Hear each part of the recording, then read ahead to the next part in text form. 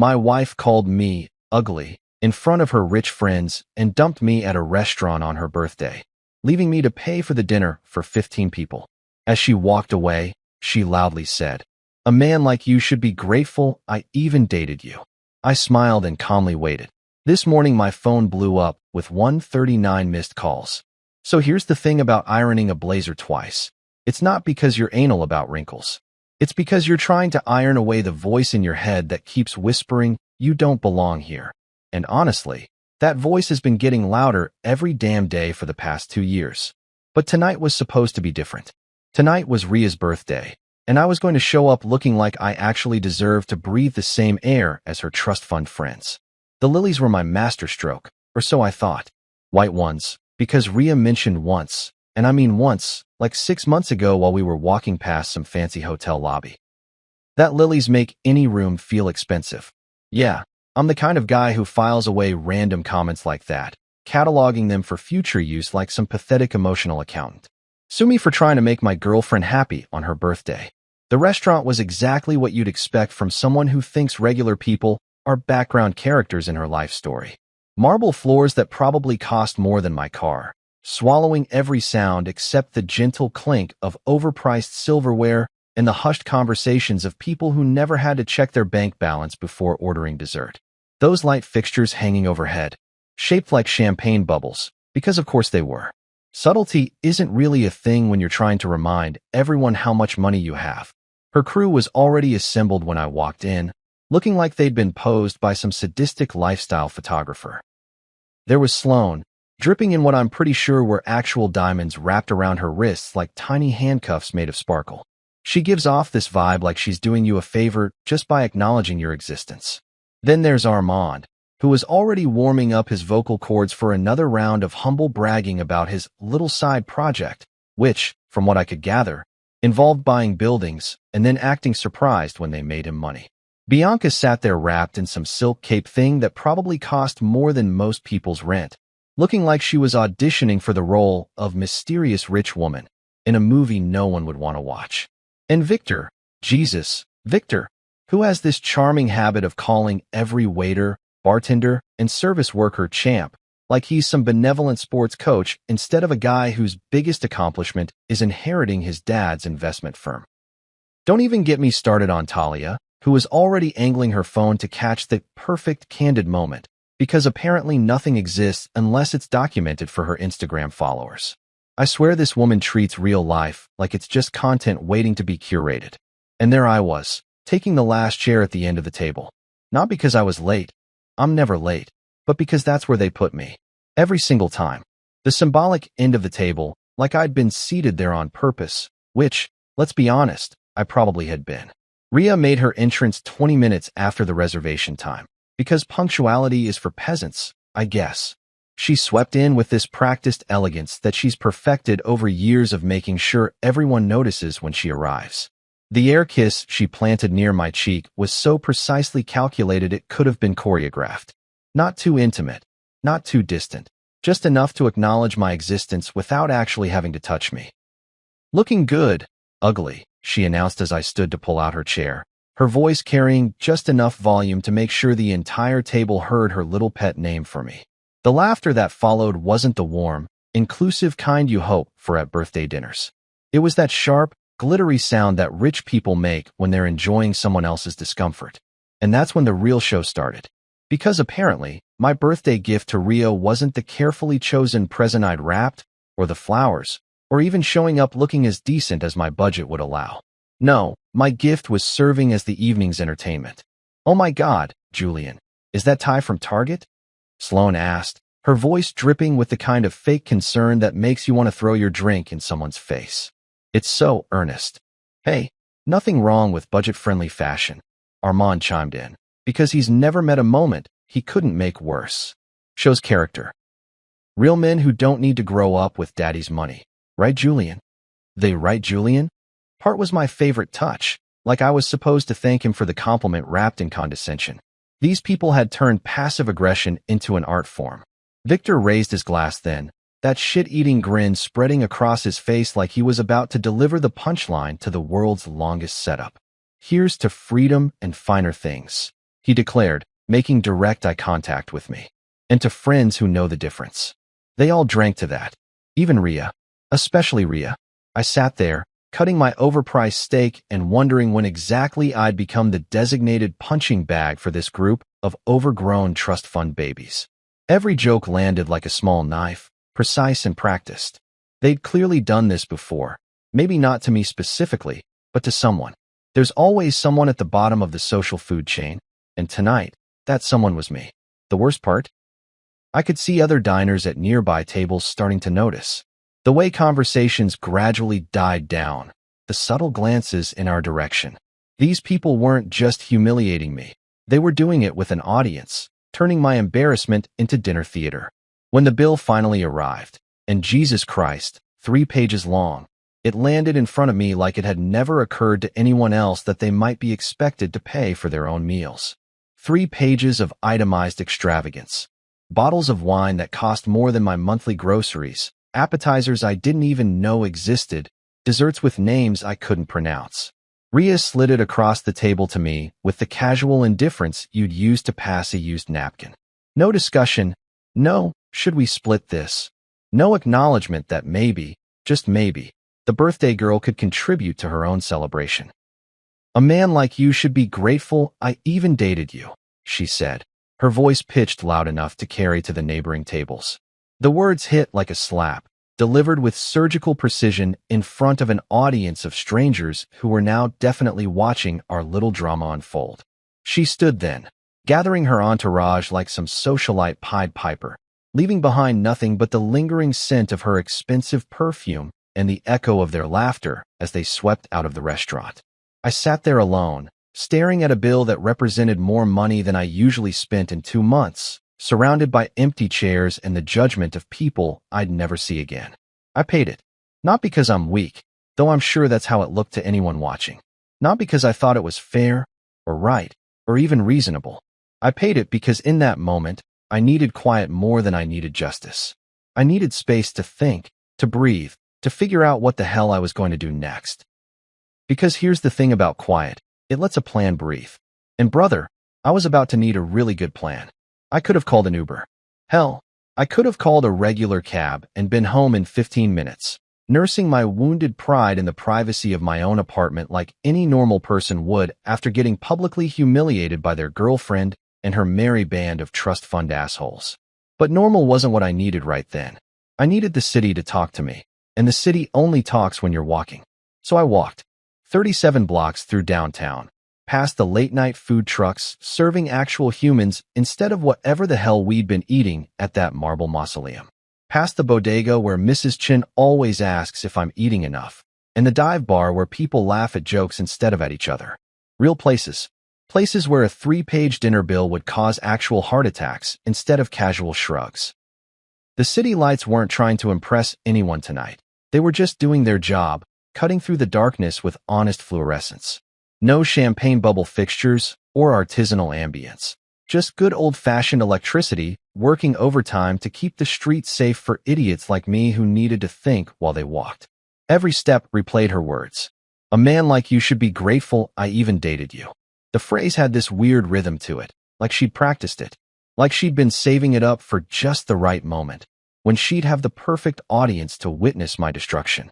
And you know what? It worked. Those words followed me down every block, echoing off the buildings until they stopped sounding like an insult and started sounding like clarity. Because here's the thing about walking 37 blocks with someone's cruelty playing on repeat in your head. Eventually, it stops hurting and starts teaching. Every step was sharpening something inside me that I didn't even know had gotten dull. 2 years of making excuses for her behavior, of telling myself she was just particular or high maintenance, of accepting that maybe I really wasn't good enough for her world. But walking gives you perspective. And perspective was telling me that a woman who could humiliate her boyfriend in public for sport wasn't particular. She was just mean. Rich mean, which somehow makes it worse because it's so goddamn unnecessary. When I finally got home, the first thing I saw were those white lilies I'd brought her, sitting abandoned on my kitchen counter like forgotten soldiers. I filled a vase with water, because even rejected flowers deserve better than dying of thirst, and arranged them carefully. They were still beautiful, even if they'd been dismissed along with everything else about my pathetic attempt to belong in her world. Then I did something I'd never done before. I wrote down the total, grabbed a sticky note, wrote $847.32 in blue ink, and stuck it right on my bathroom mirror where I'd see it every morning. Not because I'm masochistic, but because I needed a reminder. A daily dose of reality about exactly what it cost to play along with Ria's games. That's when the math started. Not the restaurant bill math. That was just one night's worth of damage. I'm talking about the real math. The 2-year calculation of what it actually cost to date someone who treated generosity like stupidity and kindness like weakness. I pulled out my laptop and started adding things up, and Jesus Christ, the numbers were worse than I'd thought. 2 years of jokes about my face. Because apparently I'm endearingly ugly, which sounds like a compliment until you realize you're hearing it in front of strangers. 2 years of casual comments about my job, my clothes, my car, my apartment, always delivered with that little laugh that was supposed to make it okay. 2 years of thinking that patience would somehow soften her edges, that if I just stuck around long enough, she'd realize I was worth keeping around for something other than comic relief and bill paying. But I'm not poor in spirit, I realized, sitting there in my quiet apartment with my rescue flowers and my growing pile of evidence. I'm deliberate. There's a difference between being broke and being careful, between being humble and being a doormat. I'd been confusing the two for way too long. I opened a folder on my desktop that I'd never needed before, call it the Ria Reality Check folder. Started screenshotting text conversations where she mocked me to her friends, thinking I wouldn't see them. Saved receipts from all those times my credit card covered her teams, nights out at places I couldn't afford. Downloaded bank statements showing transfers to her account labeled emergency that somehow always coincided with her wanting something expensive. The evidence was all there, like breadcrumbs leading back to the house made of financial abuse and emotional manipulation. I'd just been too busy trying to be the perfect boyfriend to notice I was actually being the perfect Mark. I made a list, because I'm that kind of guy, the kind who makes lists when his world is falling apart. Names first, Sloane, with her diamond tennis bracelets and surgical precision insults. Armand, the humble bragger who'd never worked a day in his life but loved giving advice about real work. Bianca, draped in silk and superiority. Victor, who probably practiced calling people champ in the mirror. Talia, documenting every moment of my humiliation for posterity. And Rin and Gideon, peripheral players in Ria's drama, but players nonetheless. Then places, Midnight Room, where she'd taken her friends for girls' nights, that somehow always required my credit card. Gray Finch, the rooftop bar where she liked to be seen. Argent House, where she held court like some kind of social media princess. All of it mapped out like a military campaign, because that's what it had been, wasn't it? A systematic campaign to see exactly how much humiliation I'd accept in exchange for the privilege of dating someone who thought she was doing me a favor. That's when I picked up the phone and made 2 calls. Not to lawyers or therapists or anyone who'd try to talk me out of what I was thinking. I called the only 2 people I trust completely, my sister Amma and my friend Rafi. Amma picked up on the second ring, because she's a pediatric nurse and nurses don't sleep like normal people. Julian? What's wrong? No small talk, no pretense. Just immediate concern, because that's who she is. It's time, I said simply. Time to stop apologizing for existing. She was quiet for a moment. The kind of quiet that means she's listening to everything I'm not saying along with everything I am. What do you need? She asked finally. Witness, I said. Someone to remind me I'm not crazy. You're not crazy, she said immediately. You're just finally awake. Rafi was harder to wake up, but once I explained the situation, he was all business. You sure about this? He asked, and I could hear him already firing up his laptop in the background. I'm sure I'm tired of being the punchline to her joke, I said. Good, he said, because I've been waiting 2 years for you to get pissed off enough to do something about it. That was Rafi, quiet, methodical, and apparently keeping track of my relationship disasters better than I was. He'd seen it all, watched me make excuses for behavior that would have sent any reasonable person running for the hills. Tomorrow, I told them both. We start tomorrow. I hung up and looked around my apartment, really looked at it. It wasn't much, but it was honest. No marble floors or champagne bubble light fixtures, Just a place where a man could think clearly and plan carefully. Where white lilies could sit in a simple vase and be beautiful without needing to prove anything to anyone. For the first time in 2 years, I felt like I was exactly where I needed to be. The quiet was different now, not empty, but full of possibility, full of plans that were just starting to breathe. Rafi showed up at my door the next morning looking like he'd raided a Best Buy clearance rack, old laptop under one arm, legal pad tucked under the other, and that expression he gets when he's about to dive deep into someone else's digital mess. The guy's a walking contradiction, messy hair, wrinkled t-shirt, but a mind that organizes information like he's running some kind of human filing system. Coffee first, or revenge first? He asked, settling into my kitchen chair like he planned to be there all day. Both, I said, because honestly, I'd been up since 5 thinking about everything I'd ignored for the past 2 years. But let's call it justice. Revenge sounds petty. He snorted. Dude, after what you told me last night, petty would be keying her car. This is just accounting. That's Rafi for you. Always finding the perfect word for whatever situation you're drowning in. Accounting. Like my relationship had been one long, expensive math problem that I'd somehow been failing to solve. We spread everything out on my kitchen table. Bank statements, credit card bills, receipts I'd been shoving into a drawer because looking at them made my chest tight. 2 years of financial evidence that painted a pretty clear picture of how someone can systematically drain another person's resources while making them feel grateful for the privilege. Jesus, Julian, Rafi muttered, scrolling through my credit card statements. She charged spa days to your card? What kind of spa days cost $400? The kind where you get your conscience removed, apparently, I said, watching him cross-reference dates with his legal pad. The man takes notes like he's preparing for the bar exam. Neat handwriting filling up page after page with timestamps, amounts, and locations. He wasn't being dramatic about the process. That's not his style.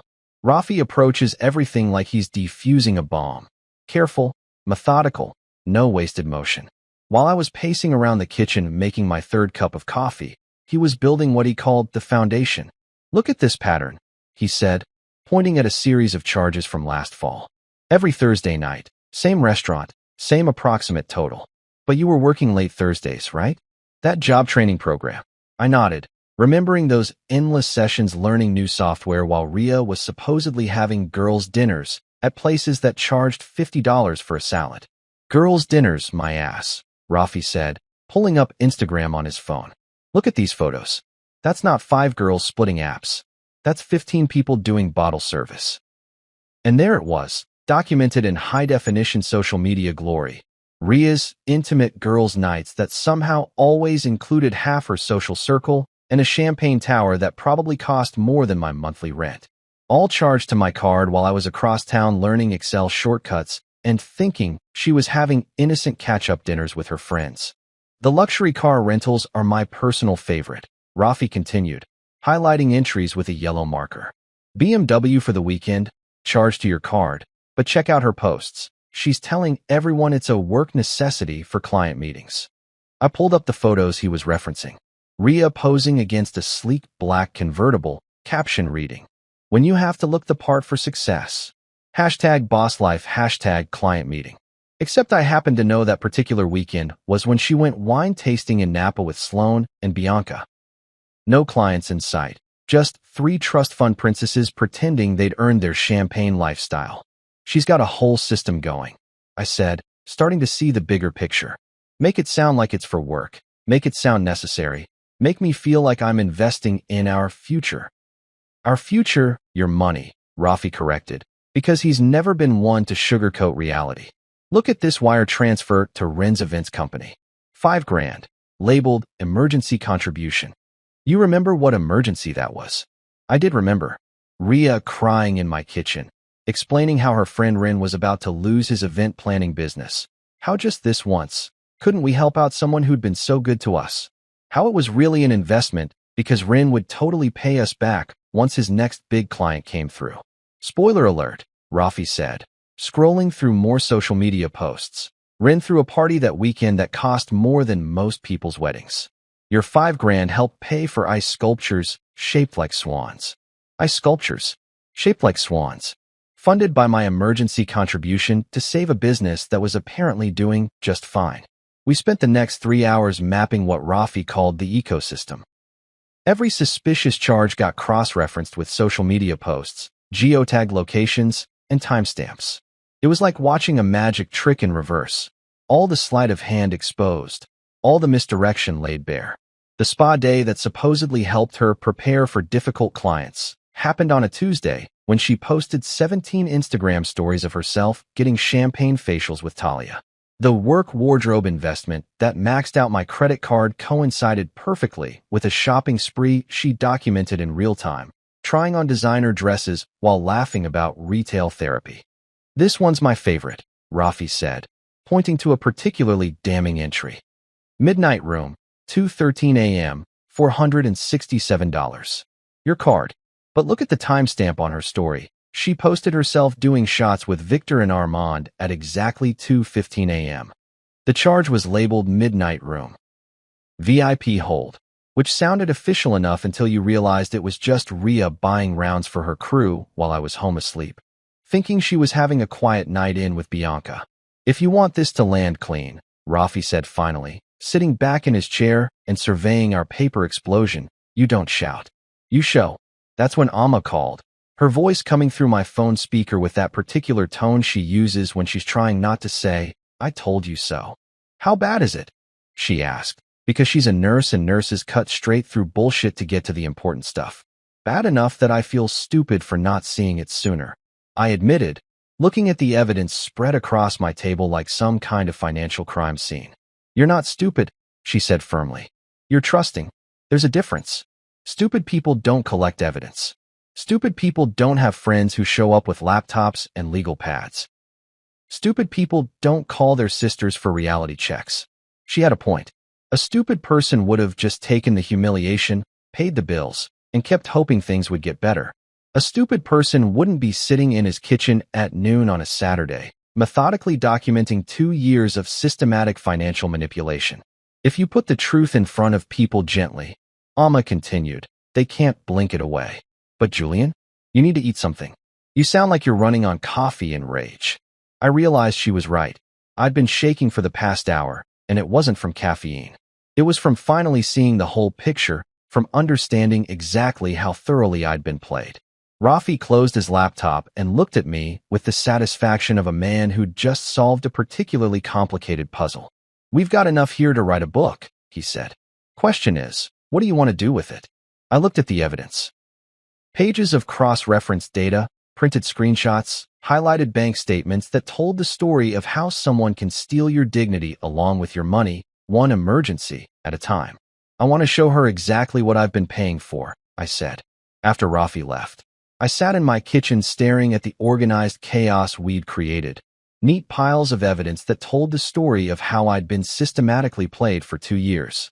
But here's the thing about evidence. It's only as good as your delivery system. In Rhea's world, it doesn't run on facts or logic or basic human decency. It runs on something much more fragile and infinitely more powerful: image. See, people like Rhea and her crew aren't actually rich in the way that matters. Sure, they've got money, some inherited, some married into, some stumbled into through sheer dumb luck and good timing. But what they really have is the appearance of having it all figured out. They're professional lifestyle curators, and their entire social ecosystem depends on everyone believing the performance. Strip away the performance, and what's left? A bunch of insecure adults playing dress-up with daddy's credit card. So I made another list. Not financial this time, strategic. I wrote down the 3 pillars holding up Rhea's carefully constructed image, the events that mattered most to her sense of social supremacy. First, her birthday brunch with her family next weekend. The annual gathering where she gets to play the successful daughter, the one who's figured out life and found herself a stable boyfriend. I'd been to 4 of these brunches, always seated next to her grandmother Ajie, always complimented on being such a good influence on Rhea. The family loved me because I made Rhea seem grounded, responsible, mature. I was her human character reference, proof that she could maintain a relationship with someone who had actual substance. Second, Gideon's charity mixer. Her boss's big annual event where all the firm's power players gathered to congratulate themselves on how philanthropic they were while writing off their donations as tax breaks. Rhea had been talking about this event for months, planning her outfit, her talking points, her social media strategy. It was her chance to shine in front of the people who controlled her career trajectory, to prove she belonged in their world of manufactured compassion and strategic networking. Third, Sloane's podcast taping.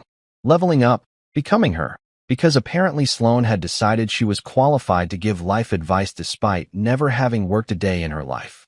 Rhea was going to be the featured guest in an episode about authentic relationships and finding your equal.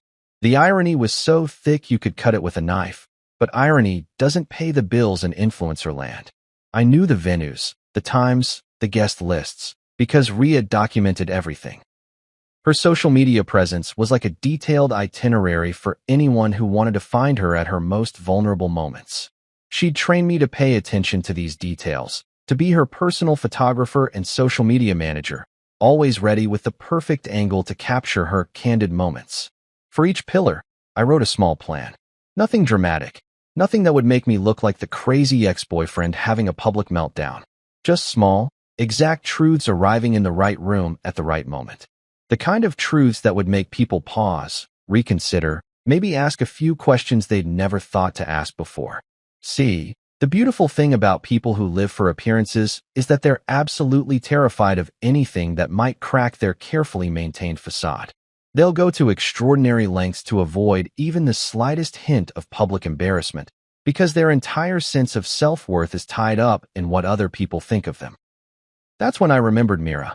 Sweet, quiet Mira who used to work as a junior at Rhea's firm until she decided to pursue other opportunities, which is corporate speak for got pushed out by someone who took credit for her work. I'd found her crying in my kitchen one night, explaining how Rhea had presented Myra's entire client strategy as her own, how there was nothing she could do about it, because who was going to believe the junior associate over the golden girl with connections? Mira had quit the next week, but not before she'd quietly documented everything. Because that's what smart people do when they're getting screwed, they keep records. I pulled out my phone and typed carefully. If you ever wanted to tell the truth, I'll be wherever you feel safe. The 3 dots appeared immediately, then disappeared, then appeared again. I could practically feel her internal debate through the screen. The war between wanting justice and not wanting to rock the boat, between standing up for herself and playing it safe. Then, nothing. Radio silence. I put my phone face down on the table and kept working. Mira would make her own choice in her own time, and I couldn't force her hand. But I could make sure that if she decided to speak up, she'd have someone in her corner who understood exactly what it felt like to be dismissed and discredited by Rhea's particular brand of casual cruelty. The thing about building a case against someone who's hurt you is that it forces you to relive all the moments you'd rather forget. Going through those social media posts, cross-referencing dates and locations, watching her perform happiness while systematically destroying mine. It was like getting punched in the gut repeatedly, except this time I was throwing the punches myself. But here's what I learned from 2 years of being Rhea's emotional punching bag. Sometimes you have to hurt yourself a little bit to stop someone else from hurting you a lot. Sometimes you have to wade through your own humiliation to find the tools you need to make it stop. I spent the rest of the afternoon mapping out her social calendar, identifying the moments when she'd be most exposed, most invested in maintaining her image. The birthday brunch where her family would be watching, evaluating, deciding whether I was still worthy of their approval. The charity mixer where her professional reputation was on the line. The podcast taping where she'd have to perform authenticity in front of people who made their living spotting fake. Each event represented a crack in her armor, a moment when the truth could slip through and do some actual damage to the facade she'd spent years constructing. Not permanent damage, I'm not a monster. But enough to make her understand that actions have consequences, that you can't treat people like disposable entertainment without eventually paying the price. By evening, I had 3 neat folders labeled with dates and locations. Inside each one, copies of relevant financial records, screenshots of contradictory social media posts, and detailed timelines that painted a picture of systematic deception and manipulation. My phone buzzed once. A text from an unknown number. Library. Tomorrow. 2 p.m. 3rd floor. I smiled. Mira had made her choice. The truth was starting to gather momentum, and momentum, once it gets going, is a beautiful thing to watch. I was standing in my kitchen the next morning, trying to convince myself that instant coffee was just as good as the real thing, which it absolutely isn't. But when you've just spent $847.32 on someone else's birthday humiliation, you make adjustments. When my phone rang with a number I didn't recognize. Now, normally, I don't answer unknown numbers because 99% of the time it's either someone trying to extend my car's warranty or some telemarketer who's convinced I desperately need solar panels. But something about the timing felt significant, like maybe the universe was finally ready to throw me a bone after 48 hours of emotional carnage. Is this Julian Martinez? The voice was professional but cautious, like someone who'd been practicing this conversation in their head. Yeah, that's me. Who's asking? This is David Chow from Lumiere, the restaurant. I'm the manager who was working Saturday night during the incident. The incident? That's what we were calling it now. Like Ria's public execution of my dignity was some kind of unfortunate accident, a minor slip-up in an otherwise perfectly orchestrated evening. Mr. Martinez, I wanted to call personally to apologize, he continued, and I could hear genuine discomfort in his voice. What happened at your table on Saturday? That's not the kind of experience we want any of our guests to have at Lumiere. I sat down at my kitchen table, because this conversation was already more consideration than I'd gotten from anyone in Ria's orbit over the past 2 years. Appreciate that, Mr. Chow. Please, call me David. And I want you to know that several members of our staff mentioned how uncomfortable they felt watching the situation unfold. The way you handled yourself with such grace under pressure. Well, it didn't go unnoticed. Grace under pressure. That was a nice way of saying I'd sat there and taken my beating like a well-trained dog. But you know what? I'd take it. After being called ugly and grateful in front of a restaurant full of strangers, being told I'd shown grace felt like winning the lottery. The thing is, David continued, we pride ourselves on creating an atmosphere where all our guests feel respected and valued. What happened at your table was the opposite of that, and frankly, it reflected poorly on our establishment that we allowed it to continue. Now this was interesting. Because David Chow wasn't just apologizing, he was covering his ass. Smart restaurants don't want to become known as places where rich people can publicly humiliate their dates for entertainment. Bad for business, bad for reputation, bad for the kind of clientele who actually tip well instead of just spending ostentatiously. I'd like to offer you a partial credit toward your next visit, he said. It's not much, but it's our way of trying to make this right. I almost laughed. A partial credit for my next visit to the scene of my romantic assassination. That's generous of you, David, but I don't think I'll be coming back anytime soon. That night pretty much cured me of fancy restaurants. He was quiet for a moment, then said something that surprised me. I understand completely. But Mr. Martinez, if it helps at all, I want you to know that everyone at our staff meeting agreed. You deserved better than what happened that night. Everyone at their staff meeting. Which meant my humiliation had been significant enough to warrant discussion among the entire restaurant staff. Wonderful. I'd achieved something I'd never aspired to, becoming a cautionary tale for service workers about difficult customers and their collateral damage. Actually, David, there is something you could do for me, I said, because sometimes opportunities present themselves in the most unexpected ways. Could I get an itemized digital receipt for that night? Something with details about what was ordered and when. Of course, he said immediately. I'll have that sent to your email within the hour. Is there anything specific you needed to show? Just the facts, I said. Timestamps, seat numbers, who ordered what. The truth is usually pretty helpful when you need to understand what really happened. Absolutely. And Mr. Martinez? For what it's worth, I've been in this business for 15 years, and I've seen a lot of difficult situations. What I saw Saturday night wasn't you being difficult. What I saw was you being taken advantage of, and I'm sorry we didn't step in sooner. After I hung up, I sat there staring at my phone like it might have more surprises hidden in its circuits. David Chow had just given me something I hadn't expected, validation from a neutral third party. Someone who'd witnessed the whole thing and come to the same conclusion I had. That what happened wasn't normal relationship drama. It was systematic cruelty performed for an audience. True to his word, the email showed up 47 minutes later. The subject line read, Lumiere, itemized receipt, table 12, Saturday evening. I opened it with the kind of anticipation you usually reserve for lottery numbers or medical test results. Holy shit. The receipt was a thing of beauty. 3 pages of forensic detail that read like a crime scene report written in restaurant terminology. Every item was time-stamped. Every seat was numbered. Every modification and substitution was documented with surgical precision. Seat 3, Sloan Spot, had indeed ordered 3 bottles of Cristal at $180 each. Not one bottle split among friends, but 3 separate bottles for her personal consumption.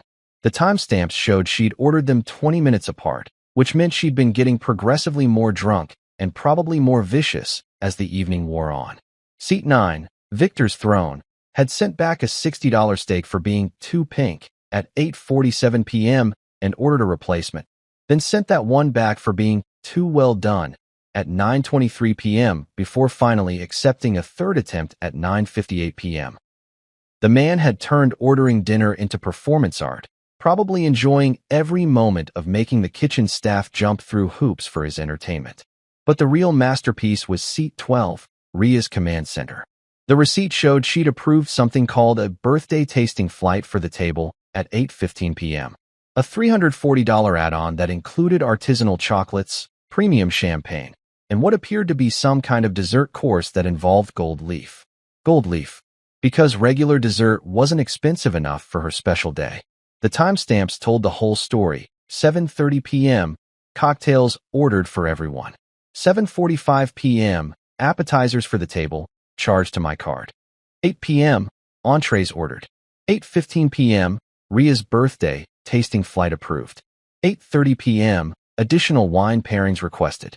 9:15 p.m., after-dinner drinks ordered. 9:45 p.m., bill requested and delivered to my seat.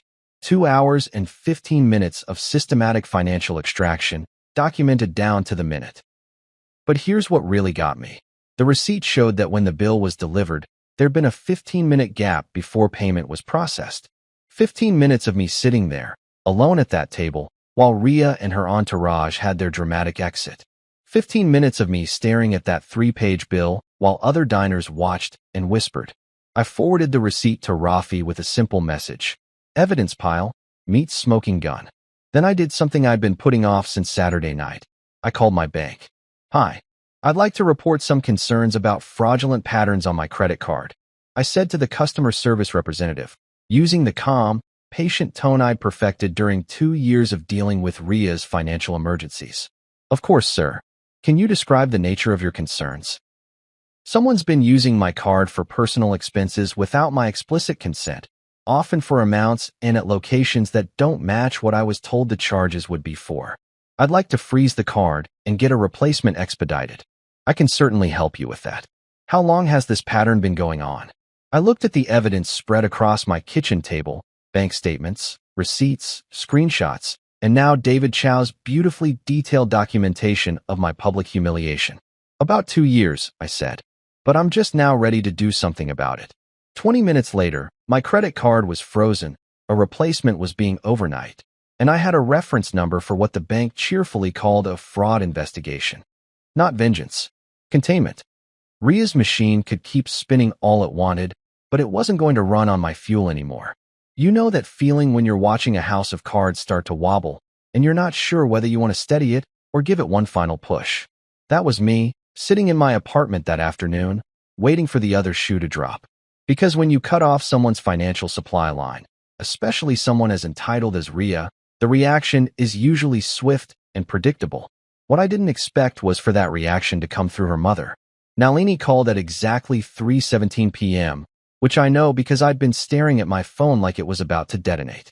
The woman has a voice that could sell insurance to a dead man, smooth, controlled, with just enough warmth to make you think she actually gives a damn about your well-being. Julian, darling, she began, because Nalini never met a conversation she couldn't open with false intimacy. I hope you're having a lovely afternoon. It's been educational, I said, which was true. Learning exactly how much money someone can spend on your credit card while simultaneously destroying your self-esteem had been quite the crash course in human psychology. I'm calling because Ria mentioned there was an unfortunate misunderstanding at dinner Saturday night, she continued, and I had to give her credit for creativity. Calling my public humiliation a misunderstanding was like calling the Titanic a minor shipping delay. That's one way to put it, I said, settling back in my chair because I could tell this was going to be a performance worth witnessing. You know how public events can be, Nalini said, her voice taking on that practiced tone that politicians use when they're explaining away scandals. Sometimes emotions run high, people say things they don't mean, situations get complicated. Complicated, right? Because having your girlfriend call you ugly in front of a restaurant full of strangers while sticking you with a bill for 15 people is just your garden variety relationship complexity. I understand public events can be challenging, I said, matching her diplomatic tone. That's actually why I've decided I won't be attending any future events where I might cause similar complications. There was a pause, the kind of pause that happens when someone realizes their carefully rehearsed script has just gone off the rails. I'm sorry, what exactly are you saying? Nalini asked, and for the first time in 2 years of knowing her, she sounded genuinely caught off guard. I'm saying I understand my presence can be disruptive to Ria's social gatherings, I said, enjoying the way I could hear her mental gears grinding through the phone. So I'm removing that source of disruption. Another pause, longer this time. When she spoke again, the sugar coating was starting to crack around the edges. Julian, I think you might be overreacting to what was essentially a minor social awkwardness. Young couples have disagreements. It's perfectly normal. Minor social awkwardness. Jesus, this woman could spin straw into gold if she put her mind to it. You're probably right, I said, because sometimes the best way to win an argument is to agree with someone while doing the exact opposite of what they want. That's why I think it's best if I step back from situations where these awkwardnesses might occur. But we have the family birthday brunch on Sunday, she said, and there it was, the real reason for the call. Not concern for my feelings or worry about my relationship with her daughter. Just panic that their carefully orchestrated family performance might be missing its most important prop, the stable boyfriend who made Ria look like a functioning adult. I know, I said simply, letting the silence stretch until it became uncomfortable. Julian, Nalini said, her voice shifting into what I recognized as her closing the deal tone. I think you're letting pride interfere with good judgment. Relationships require compromise, flexibility. Sometimes we have to overlook small slights for the greater good. Small slights. Getting publicly humiliated and stuck with an $847 bill was apparently just a small slight in the world, according to Nalini. I wondered what she'd consider a major slight. Maybe if Ria had set me on fire instead of just roasting me verbally. I appreciate the relationship advice, I said, but I think I've been plenty flexible for the past 2 years. Maybe it's time for someone else to try bending a little. The silence that followed was so thick I could practically hear her recalibrating, trying to figure out which lever to pull next in her manipulation machine. We'll expect you Sunday at noon, she said finally, dropping all pretense of asking. Wear something appropriate. You know how a G likes to see you dressed nicely. And there was the kill shot, invoking a G, the one person in Ria's family who'd ever treated me like I was worth more than the sum of my credit limit. Classic manipulation tactic. When logic fails, go for the emotional jugular. I'll think about it, I said, which was true. I was definitely thinking about it, just not in the way she hoped. 10 minutes after I hung up, my phone lit up like a Christmas tree. 3 texts from Ria in rapid succession. We both embarrassed each other last night. Let's be adults. Brunch is 12. We're something decent. Don't make this harder than it has to be. I stared at those messages, marveling at the sheer audacity. We both embarrassed each other. Like my sitting there quietly while she performed a masterclass in psychological warfare was somehow equivalent to her actually performing said masterclass. Let's be adults. Because nothing says mature adult behavior, like publicly calling your boyfriend ugly and then sticking him with the bill for your friend's champagne tower. Don't make this harder than it has to be. As if I was the one making things difficult by having the nerve to object to being treated like a human ATM with low self-esteem. I didn't respond to any of them. Instead, I opened my laptop and started working on what Rafi would probably call the presentation materials. 20 minutes later, Amma texted me. Stand upright. 2 words. No explanation needed. My sister had a gift for cutting through bullshit and delivering exactly the message you needed to hear when you needed to hear it. Stand upright. Don't slouch into their expectations. Don't bend yourself into shapes that make other people comfortable. An hour after that, Rafi sent me a folder link labeled Bridge. I clicked it open to find something beautiful in its simplicity. A clean, professional slideshow that told the story of the past 2 years in dates, payments, screenshots, and captions. No editorializing, no emotional manipulation, just facts arranged in chronological order like evidence in a court case. The final slide was my favorite. A simple summary showing total amounts, broken down by category. Restaurants, $12,847. Entertainment, $8,394. Personal services, $6,223. Emergency assistance, $11,500. Total investment in relationship, $39,964. $39,964. Almost 40 grand spent on someone who thought calling me ugly in public was acceptable relationship behavior. Rafi had included a note at the bottom of the folder. You won't need to speak much. Let the room read. I closed the laptop and looked around my apartment, really looked at it. $40,000 could have bought a lot of things. A decent used car. A down payment on a better place. 6 months of not worrying about rent. Instead, it had bought me 2 years of systematic humiliation and the privilege of being someone's emotional punching bag. But you know what $40,000 had also bought me? A crystal clear understanding of exactly what I was worth to these people, and more importantly, what I was worth to myself. Sunday brunch was going to be very interesting indeed. Sunday morning hit different. You know that feeling when you're about to do something that's going to change everything, and your body can't decide whether to be terrified or exhilarated. That was me, standing in front of my bathroom mirror at 10:30 a.m., looking at a guy who'd finally stopped apologizing for taking up space in the world. I'd slept exactly 4 hours, but I felt more awake than I had in 2 years. Funny how clarity works. Once you stop lying to yourself about what you're willing to accept, everything else becomes remarkably simple. The drive to Ria's family house took 23 minutes, which gave me just enough time to practice not giving a shit about whatever performance was waiting for me. Their neighborhood is one of those places where the houses are so perfectly maintained they look like movie sets, where every lawn is exactly the right shade of green and every driveway could double as a luxury car showroom. The Patel house smelled like it always did, cardamom, jasmine, and the kind of furniture polish that costs more per bottle than most people spend on groceries.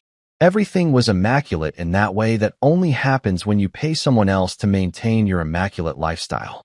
Suraj answered the door with that particular brand of upper-class politeness that makes you feel welcomed and evaluated simultaneously. Julian, good to see you, son. The hug was brief but warm, the kind of embrace that said, I genuinely like you, but I'm not sure what's happening here. Thanks for having me, Mr. Patel, I said, because muscle memory dies hard, and I'd been playing the role of the grateful boyfriend for too long to just switch it off. He led me through the house to their conservatory, which is exactly as pretentious as it sounds. A glass-roofed dining room filled with carefully arranged flowers and furniture that probably costs more than my annual rent. The long table was already set for what looked like a small wedding reception, complete with cloth napkins and enough silverware to perform surgery. Ajay was already seated at her usual spot, and the moment she saw me, her face did that thing it always did, like she was reading a book written in a language only she understood. Julian Beta, she said, reaching up to pat my cheek with hands that felt like paper and warmth. You look thinner. Are you eating? That's Ajay for you. Cutting straight through all the social bullshit to ask the questions that actually matter. At 87 years old, she'd earned the right to say whatever she thought, and what she thought was usually more accurate than anyone else in the room. I'm eating fine, Ajay, I said, settling into the chair next to her, because that's where I always sat, and some habits are harder to break than others.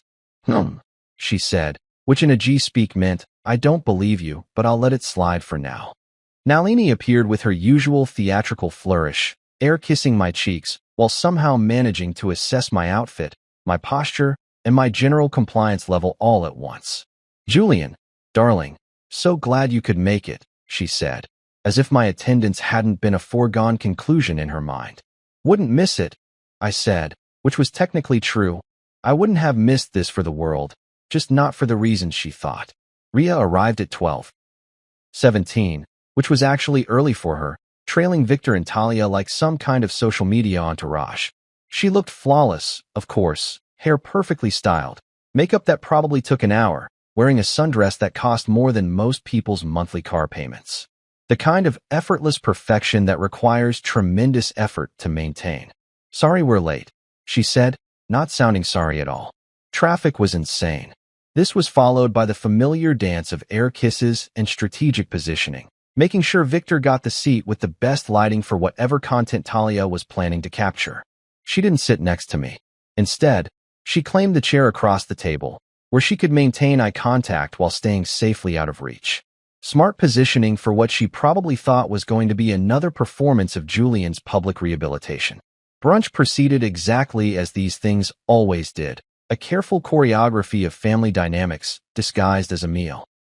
Suraj talked about his latest business venture. Nalini discussed her charity work. Victor managed to work his cryptocurrency investments into every conversation, and Talia documented it all with the dedication of a war correspondent. The food was gorgeous, of course. Perfectly arranged fruit, artisanal pastries, organic, everything sourced from places that probably had their own publicists. The kind of spread that screams, "We have money and we want you to know it," while somehow maintaining the illusion of casual family togetherness. I ate quietly, answered when spoken to, and waited. Patience, I'd learned, was my secret weapon. When you're dealing with people who can't stand silence, sometimes the best strategy is to just wait. When the toast started, I knew we were getting close to showtime. Suraj raised his glass first, offering some generic blessing about family and health. Nalini followed with something about gratitude and new beginnings. Then Ria stood up, her glass catching the light streaming through the conservatory roof. "To shedding what no longer serves," she said, looking directly at me with that smile she used when she thought she was being clever. The phrase landed exactly like she intended, a verbal slap disguised as inspiration. Several sets of eyes slid my way, waiting to see how I'd react to being publicly categorized as something that no longer served her purposes. A G clicked her tongue, a sound that could have cut glass.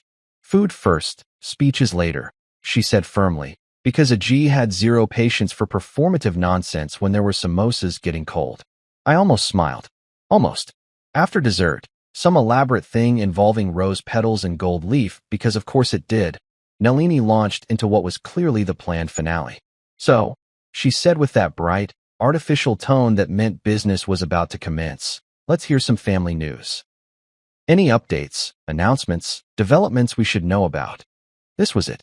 The moment they'd all been building toward, when I was supposed to apologize for Saturday night, promise to do better, maybe even propose to really seal the deal on my rehabilitation.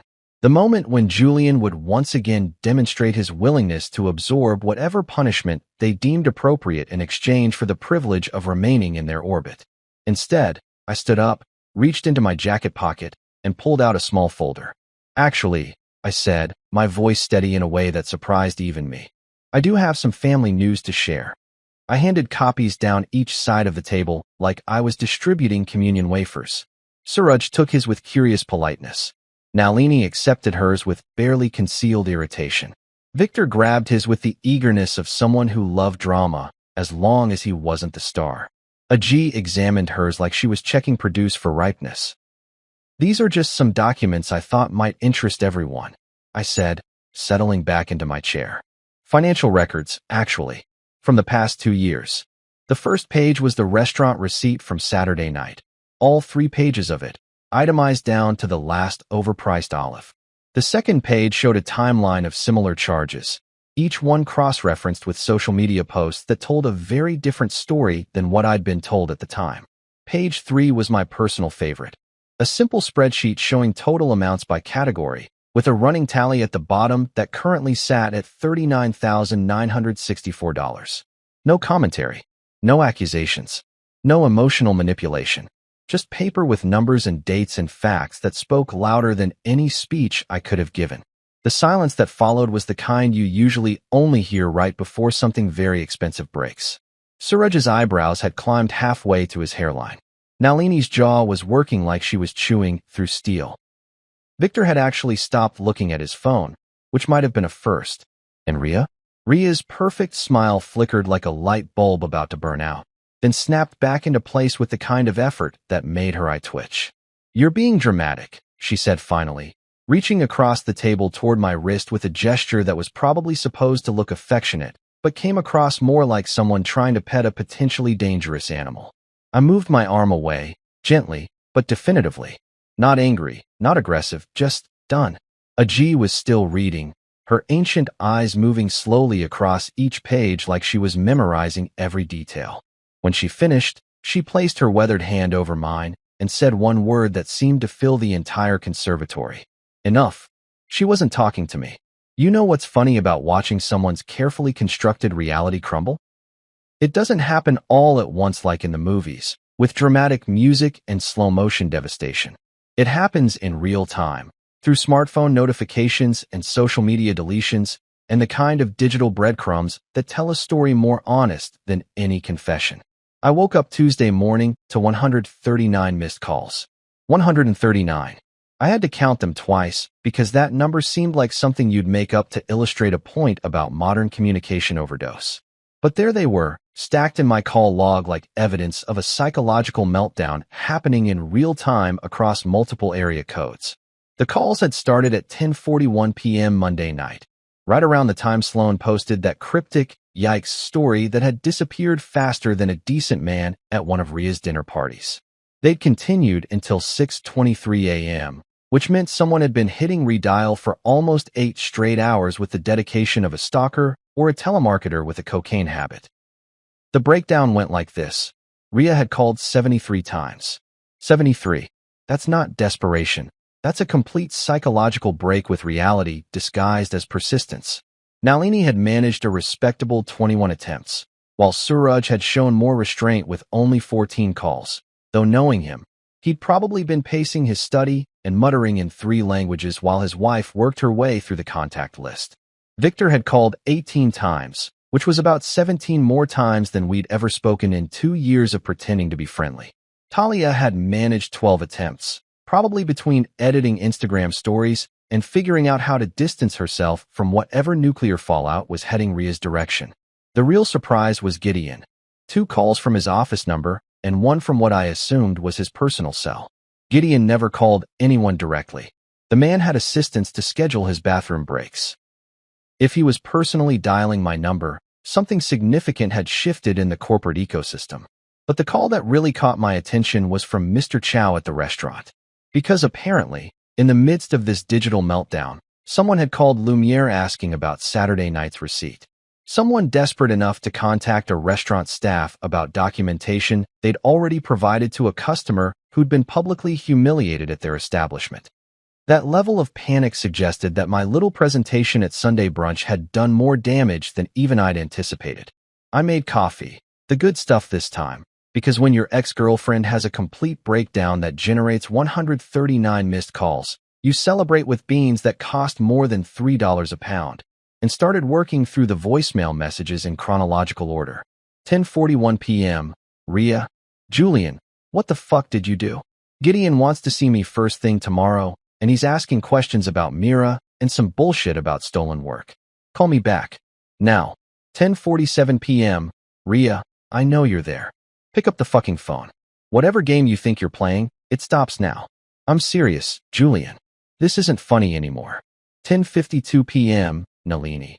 Julian, darling, I think there's been some kind of misunderstanding at Ria's work. Perhaps we could all sit down and discuss this like mature adults? Family is family, after all. 10:58 p.m. Ria, you pathetic little worm. You think you can destroy my career because your feelings got hurt? You think anyone cares about your sad little spreadsheets and your victim complex? The messages continued in this vein for hours, cycling through denial, anger, bargaining, more anger, threats, pleading, and eventually a kind of dissociative rambling that sounded like someone having a conversation with reality and losing badly.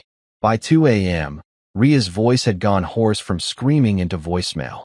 You don't understand what you've done. I have worked so fucking hard to get where I am. I have sacrificed everything for this job, for this life, and you're going to ruin it all, because what? Because I called you ugly at dinner? Because I hurt your precious little feelings. 3:17 a.m. brought a moment of clarity. Julian, please. I know I said some things I shouldn't have. I know I haven't been fair. But this is my career we're talking about. My entire future. Can't we work something out? Can't we be adults about this? But by 4:33 a.m., she was back to pure rage. I will fucking destroy you. Do you hear me? I will make sure everyone knows what kind of person you really are. Petty, vindictive, pathetic. A man who can't handle being with a woman who's more successful than he is. The most telling message came at 5:46 a.m., when her voice had gone flat and exhausted. I loved you. I actually loved you. And this is how you repay me? By stabbing me in the back the first chance you get? I gave you everything, Julian. I brought you into my world, introduced you to my friends, shared my life with you. And this is how you thank me. I had to replay that 3 times, because the cognitive dissonance was so complete it felt like listening to someone describe a completely different relationship. She'd loved me. She'd given me everything. She'd shared her life with me. The woman who'd called me ugly in public, who'd systematically drained my bank account, who'd treated me like an embarrassing accessory she couldn't quite bring herself to get rid of. That woman thought she'd been generous with her affection. It was like listening to someone describe the color blue as red with complete conviction, so confident in their alternate reality that they couldn't conceive of anyone disagreeing with them. The voicemails from her family were more diplomatic, but no less revealing. Nalini's messages started with concern and escalated to barely concealed threats about reputation and consequences and what happens to people who bite the hand that feeds them.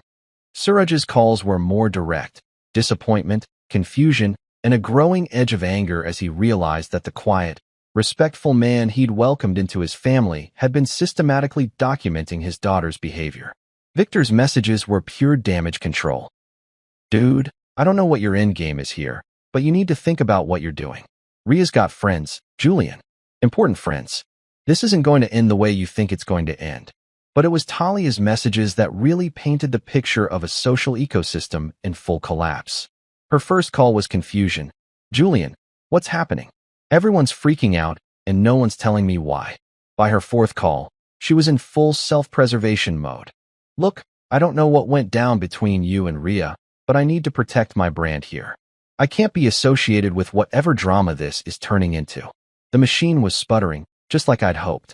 When your entire social structure is built on image and perception, the truth landing in the wrong place at the wrong time can bring down the whole ecosystem faster than a house of cards in an earthquake.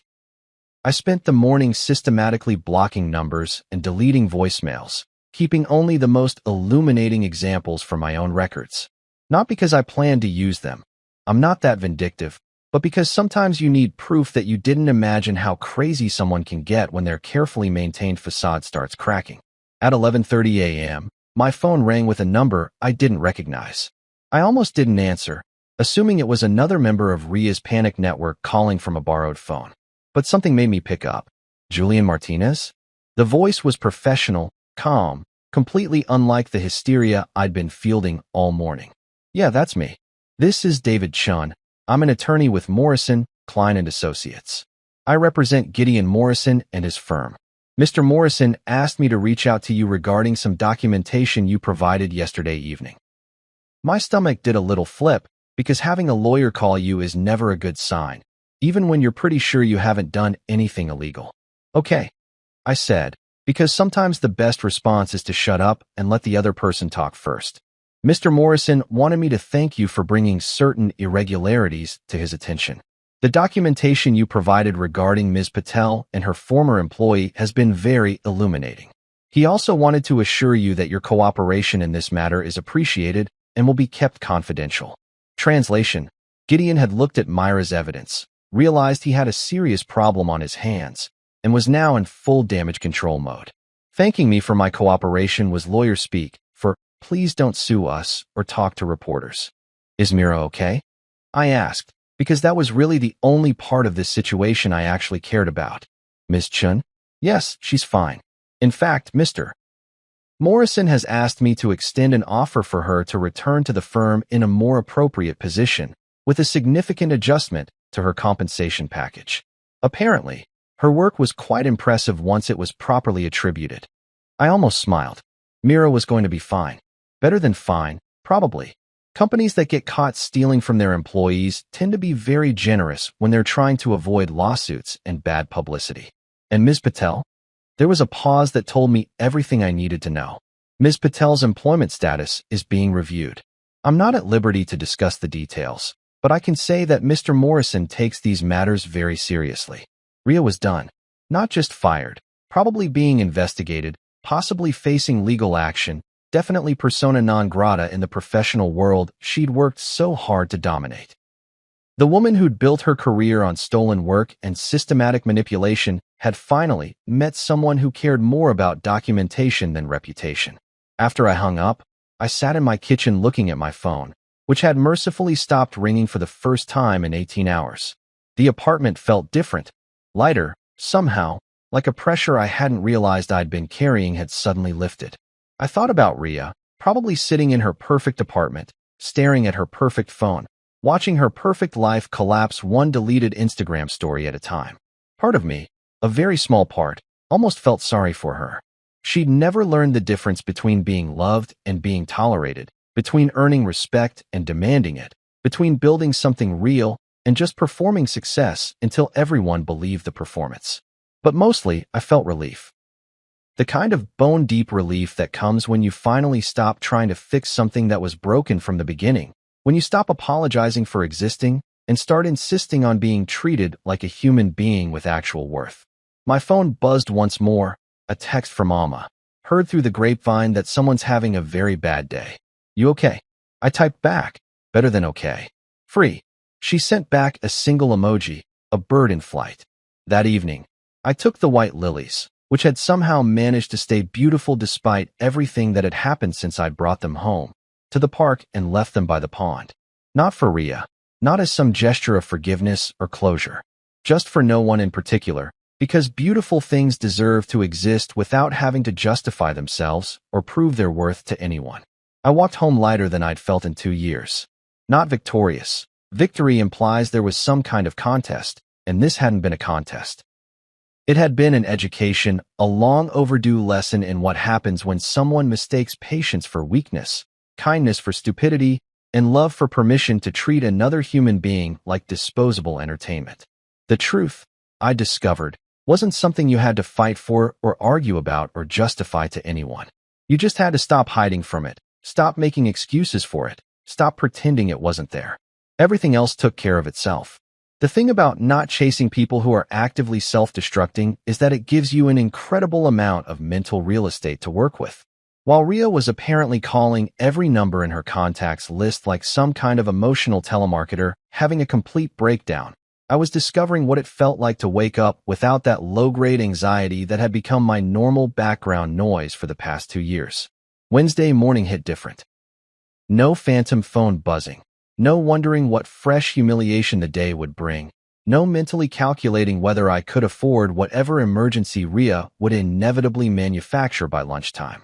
Just coffee, actual breakfast instead of stress-induced starvation, and the weird luxury of not having to manage someone else's emotions before I'd even brushed my teeth.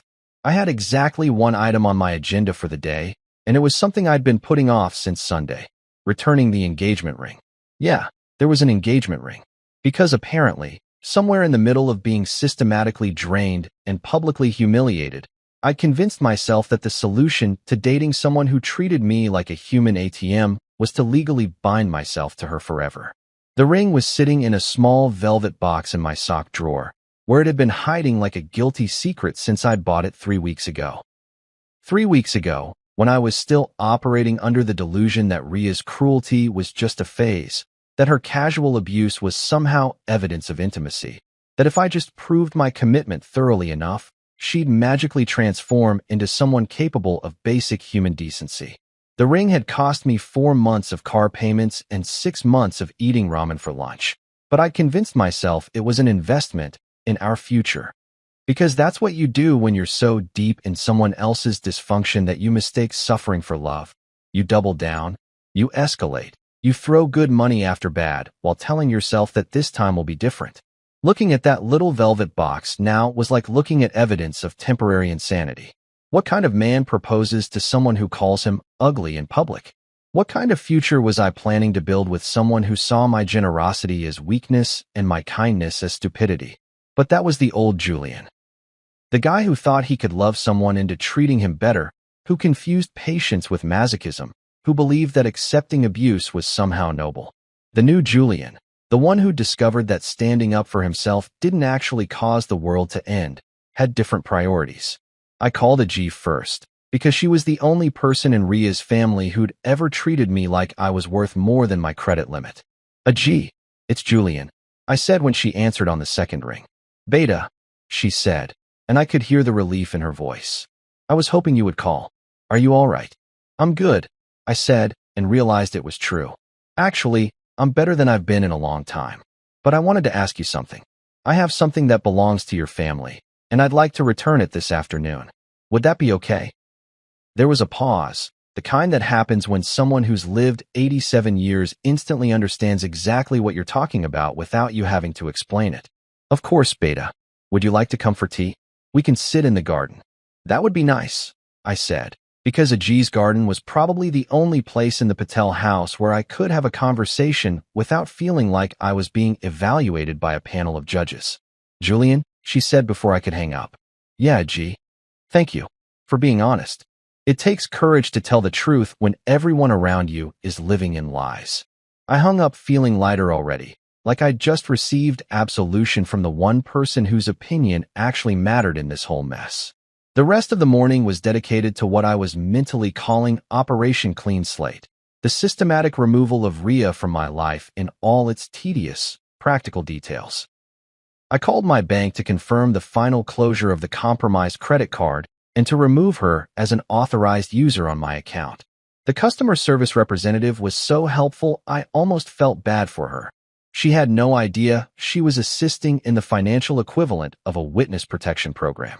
I signed the cancellation paperwork for the gym membership I'd never used but had maintained because Ria liked their towels and their smoothie bar and the way she could post Instagram stories about couples workouts while I sat in my car in the parking lot reading a book.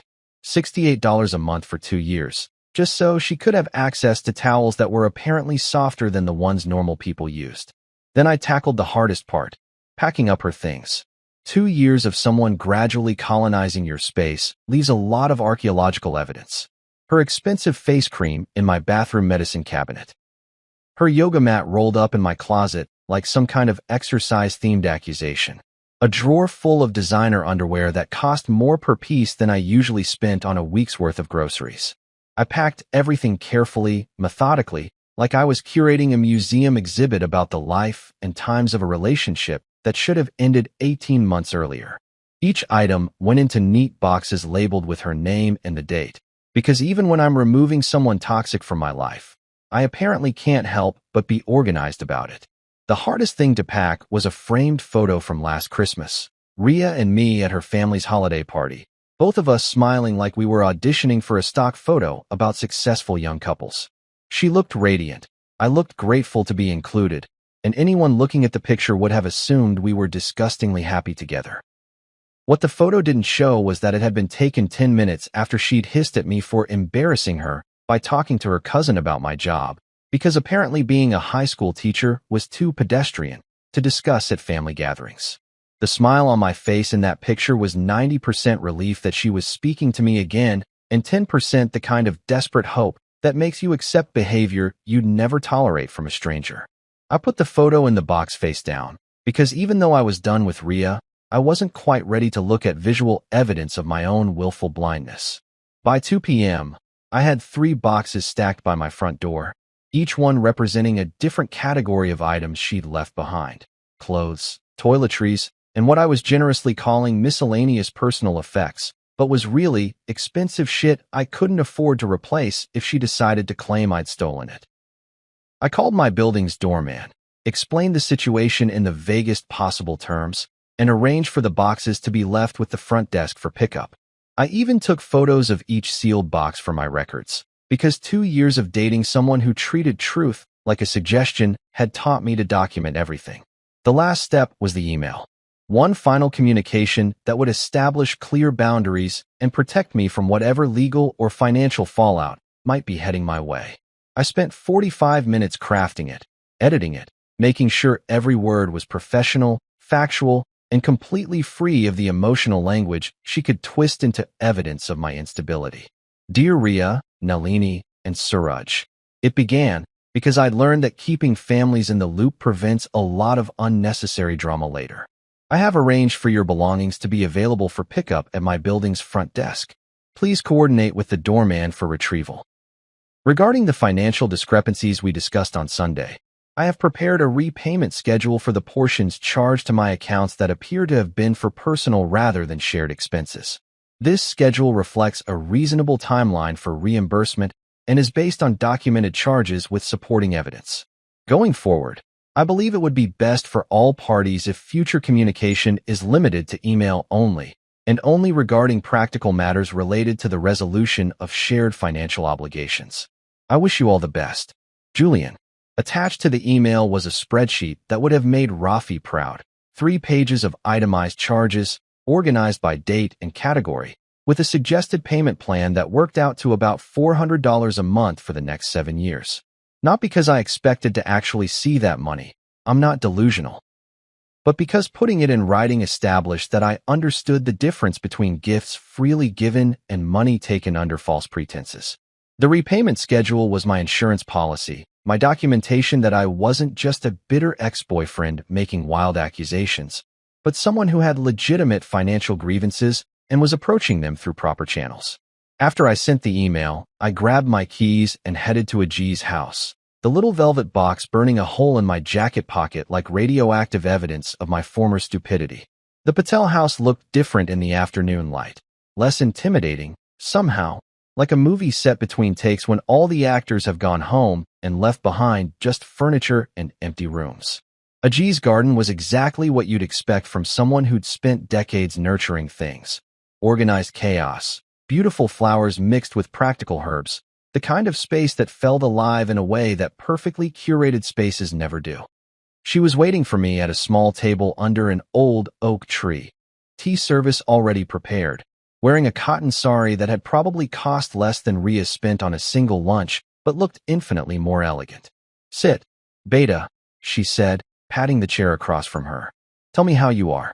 I'm learning, I said, accepting the cup of tea she poured with hands that were steady for the first time in weeks. Learning what it feels like to wake up without wondering what I did wrong yesterday. She nodded like this made perfect sense. And what have you learned? That I'm not actually grateful someone like Ria dated me, I said, pulling out the ring box and placing it gently on the table between us. I'm grateful I figured that out before I made it permanent. Ajay looked at the box for a long moment, then opened it to reveal the ring I'd spent months saving for. A modest but decent stone in a classic setting, the kind of ring that says, I love you, without screaming, look how much money I spent. It's beautiful, she said simply. She would have said it was too small. That was a G for you, cutting straight to the heart of things with surgical precision. The ring wasn't too small by any reasonable standard, but in Ria's world, where everything was performance and nothing was ever quite enough, it would have been evidence of my insufficient appreciation for her worth. She would have posted it on social media and made jokes about starter rings and how she was training me to do better next time.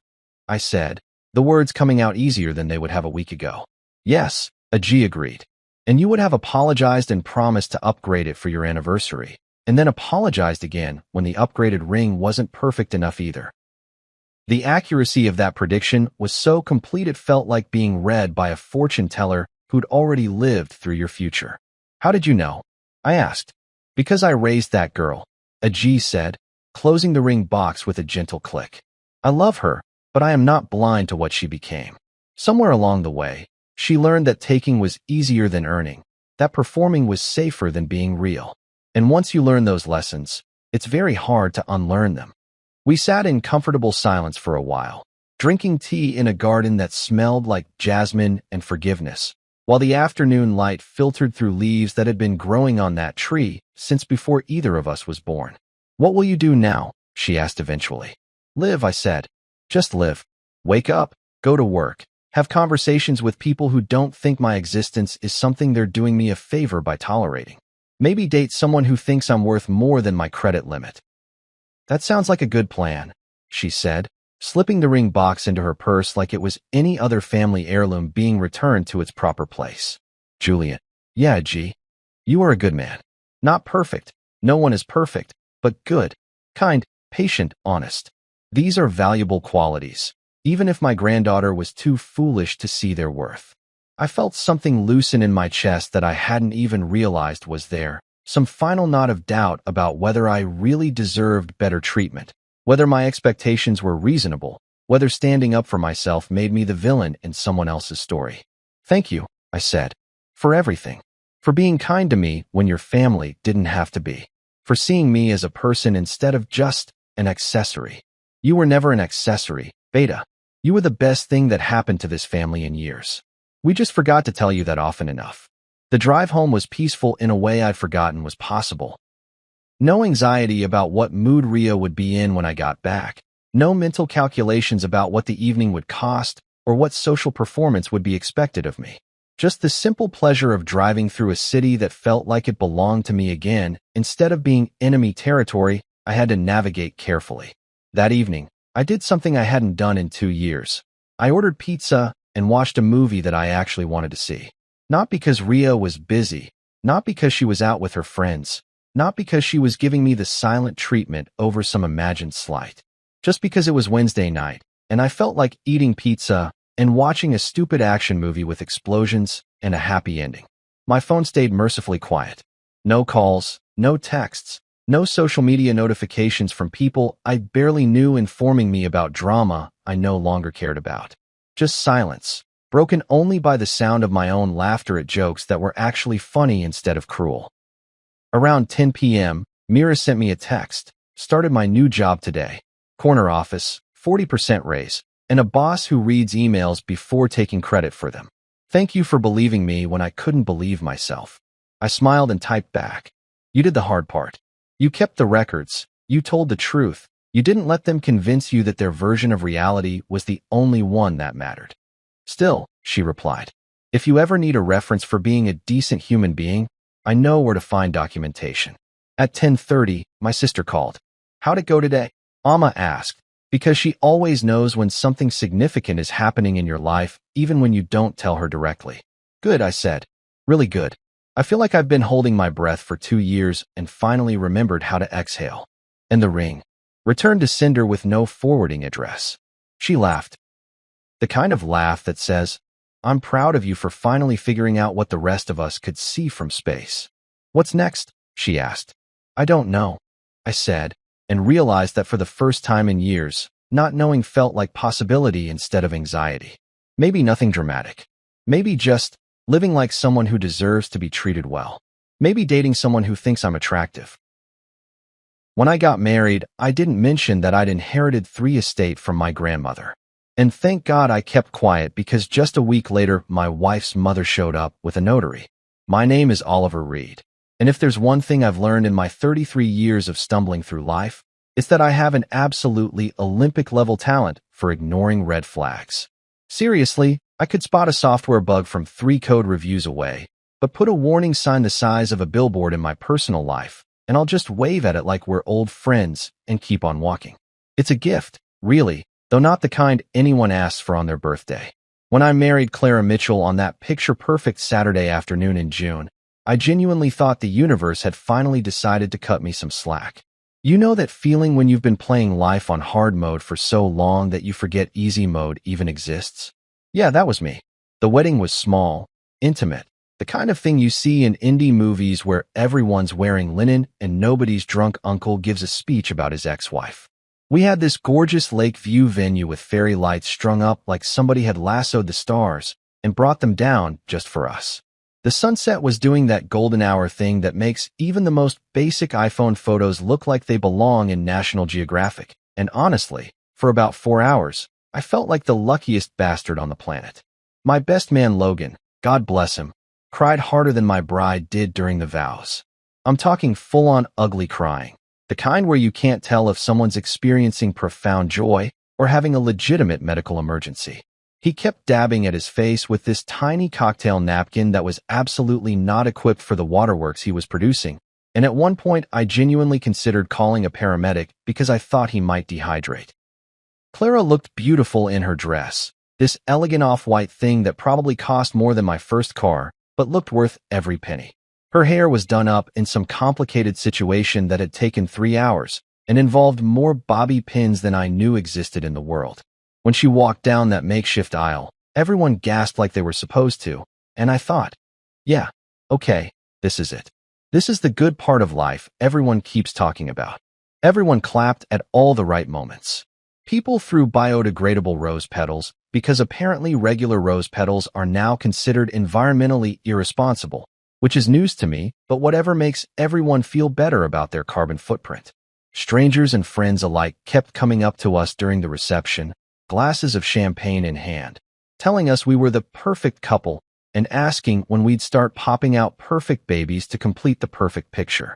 Clara ate it up like she'd been starving for this kind of validation her whole life, and honestly, I almost believed it myself. Almost. There's always that little voice in the back of your head, though, isn't there? That tiny skeptical narrator who sounds suspiciously like your grandmother telling you not to count your chickens before they hatch. Or in this case, not to count your happily ever after before the honeymoon phase wears off. But here's the thing nobody knew. The detail I'd been sitting on like it was a live grenade with a faulty pin.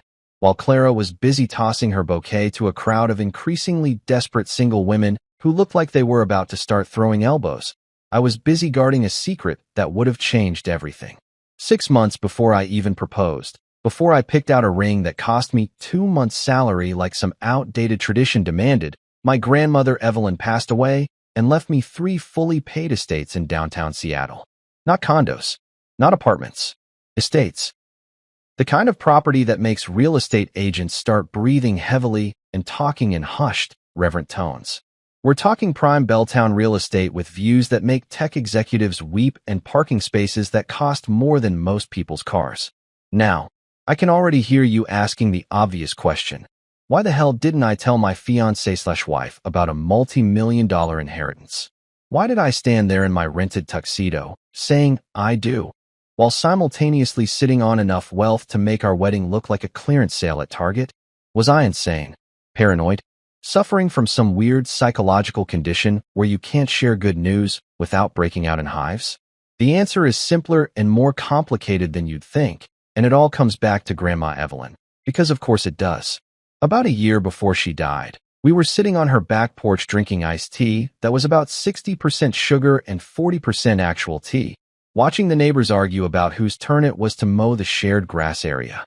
Out of absolutely nowhere, she turned to me with those sharp gray eyes that had seen more decades than I'd seen years and said, Oliver, if you ever fall in love, and I mean really fall in love, not that puppy dog nonsense you felt for that girl in college who stole your laptop, you keep your bank account out of it. She said it like she was giving me directions to the grocery store, just casual life-changing advice dropped between sips of diabetes juice. I remember laughing it off at the time, thinking she was being dramatic, maybe a little paranoid from watching too many true crime documentaries on cable. But then she fixed me with that look, the one that meant she was about to drop some serious wisdom that I'd better write down, and she said, I'm serious, boy. Money doesn't change people. It just reveals who they've been all along. You want to know who someone really is? Keep your wallet closed and watch what happens. And let me tell you something about Grandma Evelyn. This was a woman who had survived the tail end of the Depression, 2 actual wars, one of which she served in as a nurse, thank you very much, 3 separate recessions that would have made grown men cry, and 1 absolutely legendary bridge club feud that resulted in a permanent schism in the local community center, and allegedly 1 attempted poisoning via suspiciously over-salted lemon bars. The woman had seen some stuff. She'd lived through historical events that were now chapters in textbooks. She'd buried a husband, raised a son, buried that son and his wife after their car accident, and then raised me from age 8 with nothing but grit, tough love, and an encyclopedic knowledge of compound interest. So when Evelyn Reed gave advice, I didn't just listen. I took notes, highlighted the important parts, and filed it away in the mental folder labeled stuff that will probably save my life someday. Her wisdom wasn't the kind you found in Instagram quote graphics or self-help books written by people whose biggest struggle was choosing between yachts. This was earned wisdom, the kind that came from actually living and paying attention and not being an idiot about the important stuff. That's why, when her lawyer, this ancient guy named Theodore who looked like he'd written the original Constitution, called me into his wood-paneled office that smelled like old books and expensive leather, and told me I'd inherited 3 luxury apartments, her suburban home, and an investment portfolio that made my eyes water, I nearly fainted right there on his Persian rug. I remember just sitting there, gripping the arms of this stupidly uncomfortable chair, whispering, she was rich? Like I'd just discovered my grandmother was actually a secret agent or a wizard or something equally impossible. Theodore looked at me over his half-moon glasses with something between pity and amusement and said, very. In that way fancy lawyers do when they're trying not to say you sweet, oblivious idiot. The thing is, Grandma Evelyn never acted rich. She clipped coupons. She bought store-brand cereal. She drove a 1998 Honda Civic that had more miles on it than a mid-tier spaceship and made sounds that could only be described as concerning. She wore the same 3 cardigans in rotation and thought spending more than $20 on dinner was getting fancy. I had no idea. None. The woman was sitting on enough wealth to retire a small army of people, and she lived like someone who was perpetually 1 bad month away from eating ramen for every meal. But that was Evelyn. She didn't trust flash, didn't trust show, didn't trust anyone who measured worth by what you owned instead of who you were. And she definitely didn't trust anyone who'd love you more after seeing your bank statement than before. So when I walked out of Theodore's office with documents that basically made me a millionaire, her voice was right there in my head, clear as day. Keep your bank account out of it. I decided right then and there to stay quiet about the inheritance. I'd tell Clara eventually, obviously.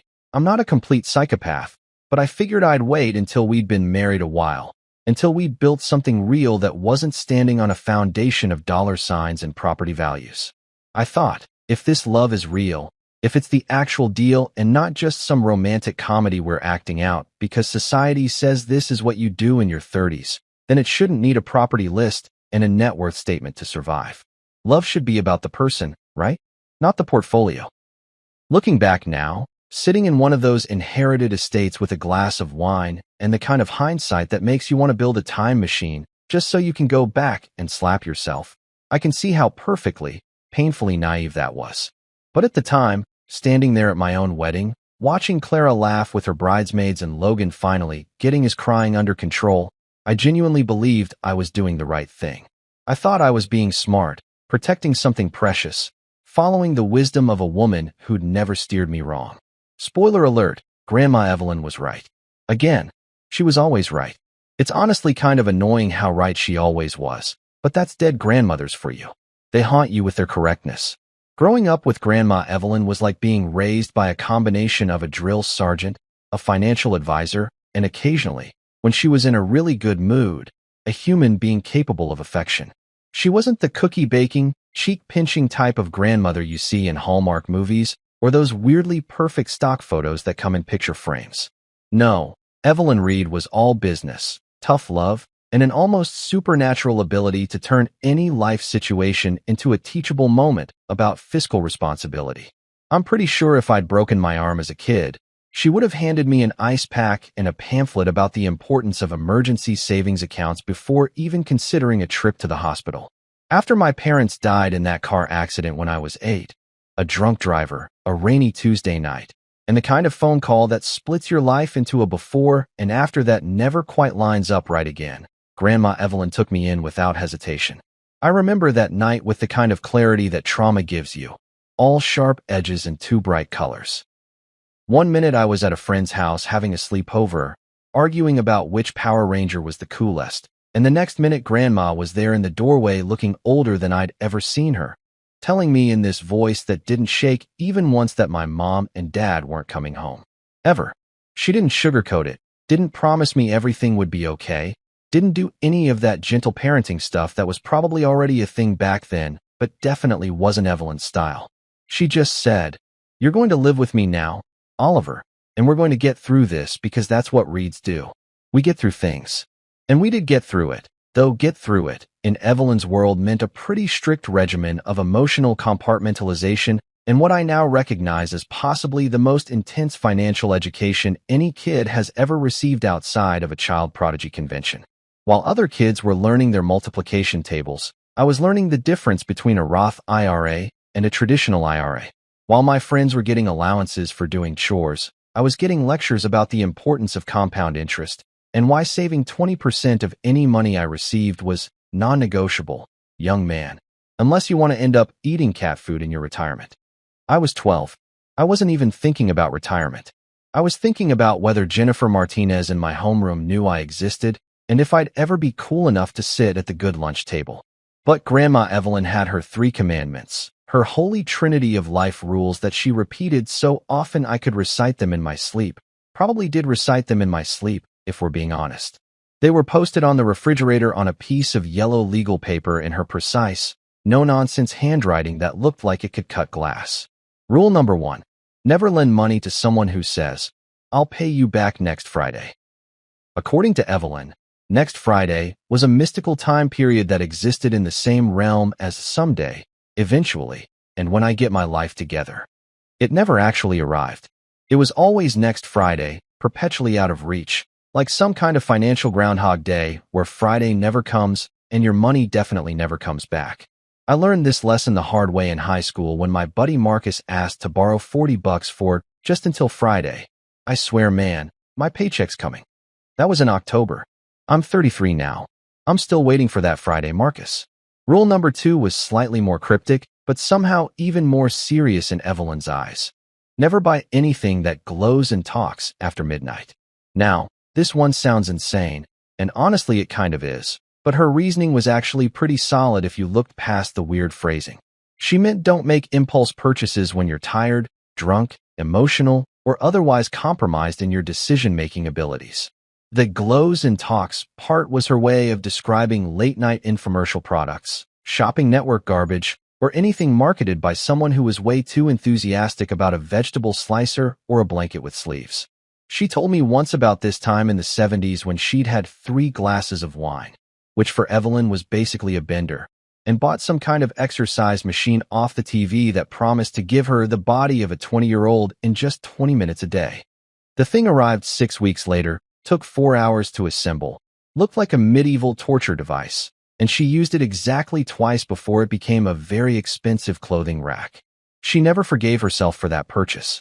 Literally never. She brought it up at least once a month as an example of financial irresponsibility and the dangers of mixing alcohol with consumer access to credit cards. But rule number 3. Oh man, rule number 3 was the big one. The commandment that sat at the top of the pyramid, the one she'd get this intense look about when she said it. Never, ever tell people how much money you have, especially someone who calls you babe. She'd emphasize that last part with this knowing look, like she'd seen some stuff in her time that would make a soap opera look tame. And knowing Evelyn's history, she probably had. The woman had been widowed at 52 when my grandfather died, and apparently in the years after, she'd had her share of gentlemen callers who were very interested in her company and possibly even more interested in the fact that she owned her house outright and had what she called a comfortable nest egg. She told me about this one guy, Bernard, who she'd dated for about 3 months. Real smooth talker, always dressed nice, said all the right things, called her babe and sweetness and other terms of endearment that should have been red flags but somehow weren't at first. Then one day he started asking questions about her finances, real casual-like, just slipping them into conversation like he was asking about the weather. "So, babe, you own this place outright? No mortgage? That's impressive. Hey, sweetness, what bank do you use? I'm thinking of switching." It escalated until he finally suggested she might want to add him to her bank accounts for convenience, since they were getting so serious. That's when Evelyn, being Evelyn, told him to get the hell out of her house and never come back. Except she probably used more colorful language than that, because Grandma could swear like a sailor when properly motivated. The point was, she'd learned the hard way that money changes how people see you, or maybe it just reveals how they'd been seeing you all along. Like those magic eye pictures from the 90s where you had to stare at it just right to see the hidden image. And once people knew you had money, really had it, not just getting by comfortably money, but could retire tomorrow and buy a boat, money, they started treating you differently. They started calculating. They started seeing you as a resource instead of a person, an opportunity instead of a relationship, a potential solution to all their financial problems instead of just your regular old self. So when Theodore, the ancient lawyer, I swear this guy had probably handled legal affairs for Abraham Lincoln, called me into his office about 6 months before I proposed to Clara, I thought it was going to be some standard estate business, maybe signing some papers about Grandma's house or dealing with her final affairs. She'd passed away 3 weeks earlier, quiet and quick from a heart attack in her sleep, which honestly was exactly how she would have wanted to go. No fuss, no prolonged illness, no chance for anyone to see her vulnerable. Just here one day, gone the next, probably arguing with St. Peter about the entry fees to heaven being fiscally irresponsible. Theodore's office looked like it hadn't been redecorated since roughly the Civil War. Everything was dark wood and leather, with law books lining the walls that probably hadn't been opened since people still wrote with quill pens. He had me sit in this chair that was clearly designed to be uncomfortable on purpose, probably to keep clients from staying too long and running up billable hours. Then he opened this thick folder with Evelyn's name on it and started reading in that dry, legal voice that makes everything sound like a terms and conditions agreement nobody actually reads. Mrs. Reed's estate consists of the following assets, he began, and then proceeded to list things that made my brain short-circuit like a laptop that just had an entire soda spilled on it.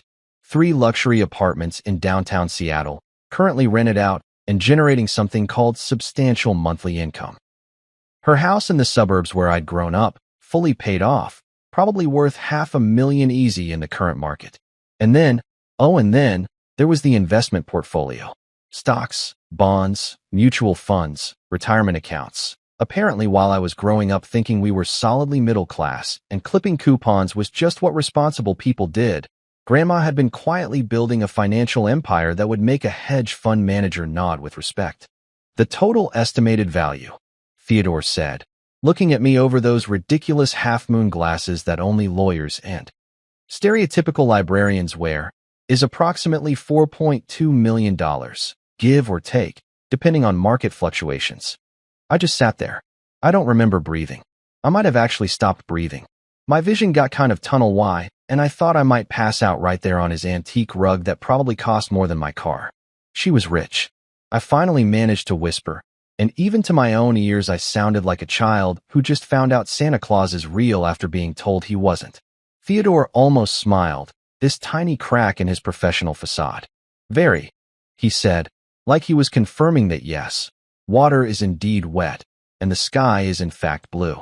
The thing that got me, the thing that still gets me when I think about it now, is that Grandma Evelyn never acted like someone with money. She lived in that same modest house for 40 years. She drove that embarrassing Honda until it literally couldn't be driven anymore. She bought store-brand everything, got excited about senior discount days at the grocery store, and once lectured me for 20 minutes about leaving lights on in empty rooms because electricity isn't free, Oliver, and neither is the planet we're destroying with our wasteful habits. The woman was sitting on over $4 million, and she was reusing Ziploc bags. But I got it eventually. She wasn't being cheap. She was being smart. She was being invisible. She'd learned that lesson about money and people the hard way, probably multiple times, and she'd decided that living below your means wasn't just financially responsible. It was protective.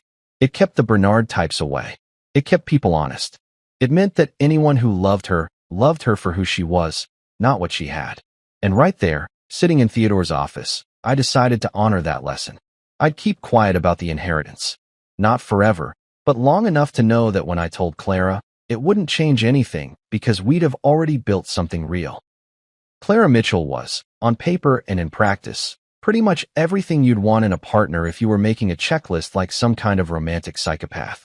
She was beautiful in that effortless way that made other women ask what her skincare routine was and made guys walk into lampposts because they weren't paying attention to where they were going. She had this laugh that could stop traffic, literally. I once saw a guy in a BMW nearly rear-end a taxi because he was too busy turning around to see where that sound was coming from. She was smart, funny in a self-deprecating way that didn't feel forced, and she had this energy about her that made even grocery shopping feel like an adventure.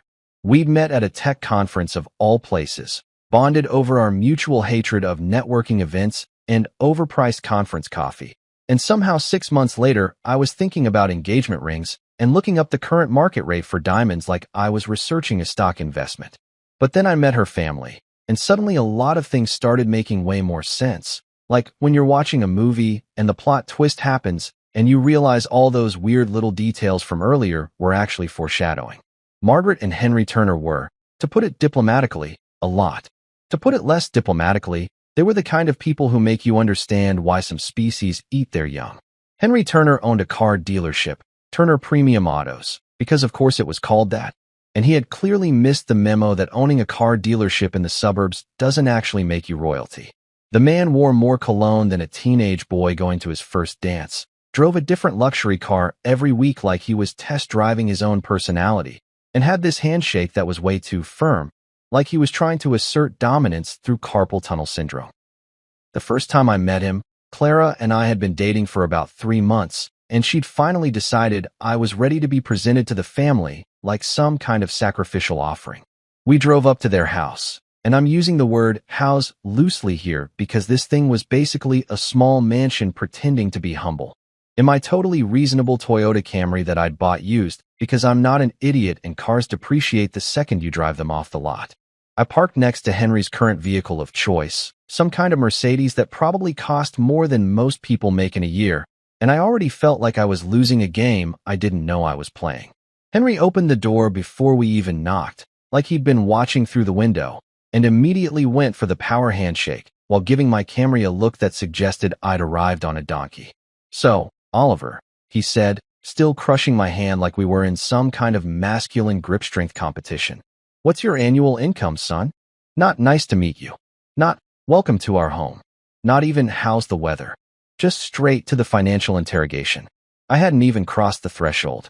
My foot was literally still on the welcome mat that probably cost more than my monthly rent. Clara made this embarrassed squeaking noise and said, "Dad, oh my God." But Henry just laughed this booming laugh like he'd made a hilarious joke, instead of committing a social faux pas that would make Emily Post rise from her grave to file a complaint. Margaret Turner appeared from somewhere deeper in the house, and I swear she materialized like a ghost in a Victorian novel, all flowing fabrics, and the kind of perfume that arrives 5 minutes before she does and lingers for an hour after she leaves.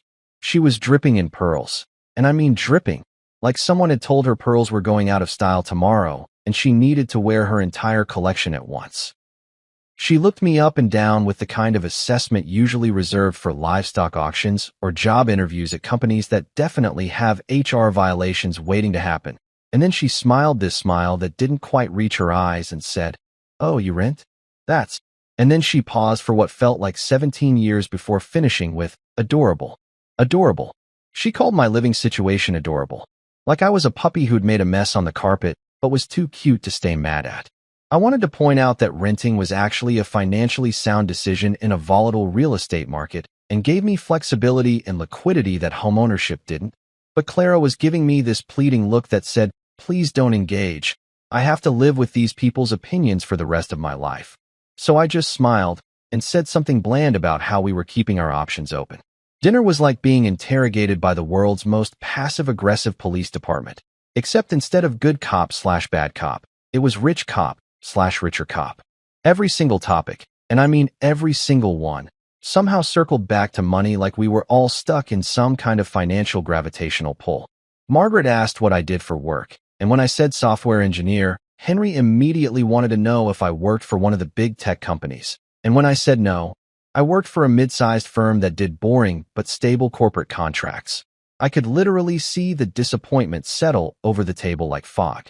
Margaret asked where I grew up, and when I mentioned the suburbs, she wanted to know if my parents still lived there. And when I said they'd passed away when I was young, there was this brief moment of what might have been sympathy before she asked, "And did they leave you the house?" Like my orphan status was primarily interesting from a real estate inheritance perspective. Then there was Ethan. Oh, Ethan. Clara's younger brother, 27 years old, and living proof that some people can coast through life on their parents' money and the vague promise of potential. He slouched into the dining room about 20 minutes late wearing a designer hoodie that probably cost more than my entire wardrobe, gave everyone a lazy wave, and immediately started talking about his business ideas in that way that made it very clear he'd never actually executed a single one. Throughout dinner, while Margaret and Henry were busy grilling me about my financial prospects like I was applying for a loan, Ethan kept interjecting with thoughts about cryptocurrency and how he was this close to launching a startup that would disrupt the industry, though he never specified which industry or what exactly he was disrupting or, any actual details that would suggest this was a real thing and not just something he said to justify living in his parents' basement and treating their credit cards like a public utility. The thing about entrepreneurship, Ethan said at one point, gesturing with his fork in a way that made me concerned for everyone's safety, is that it's about mindset. You have to think like a CEO even before you have a company.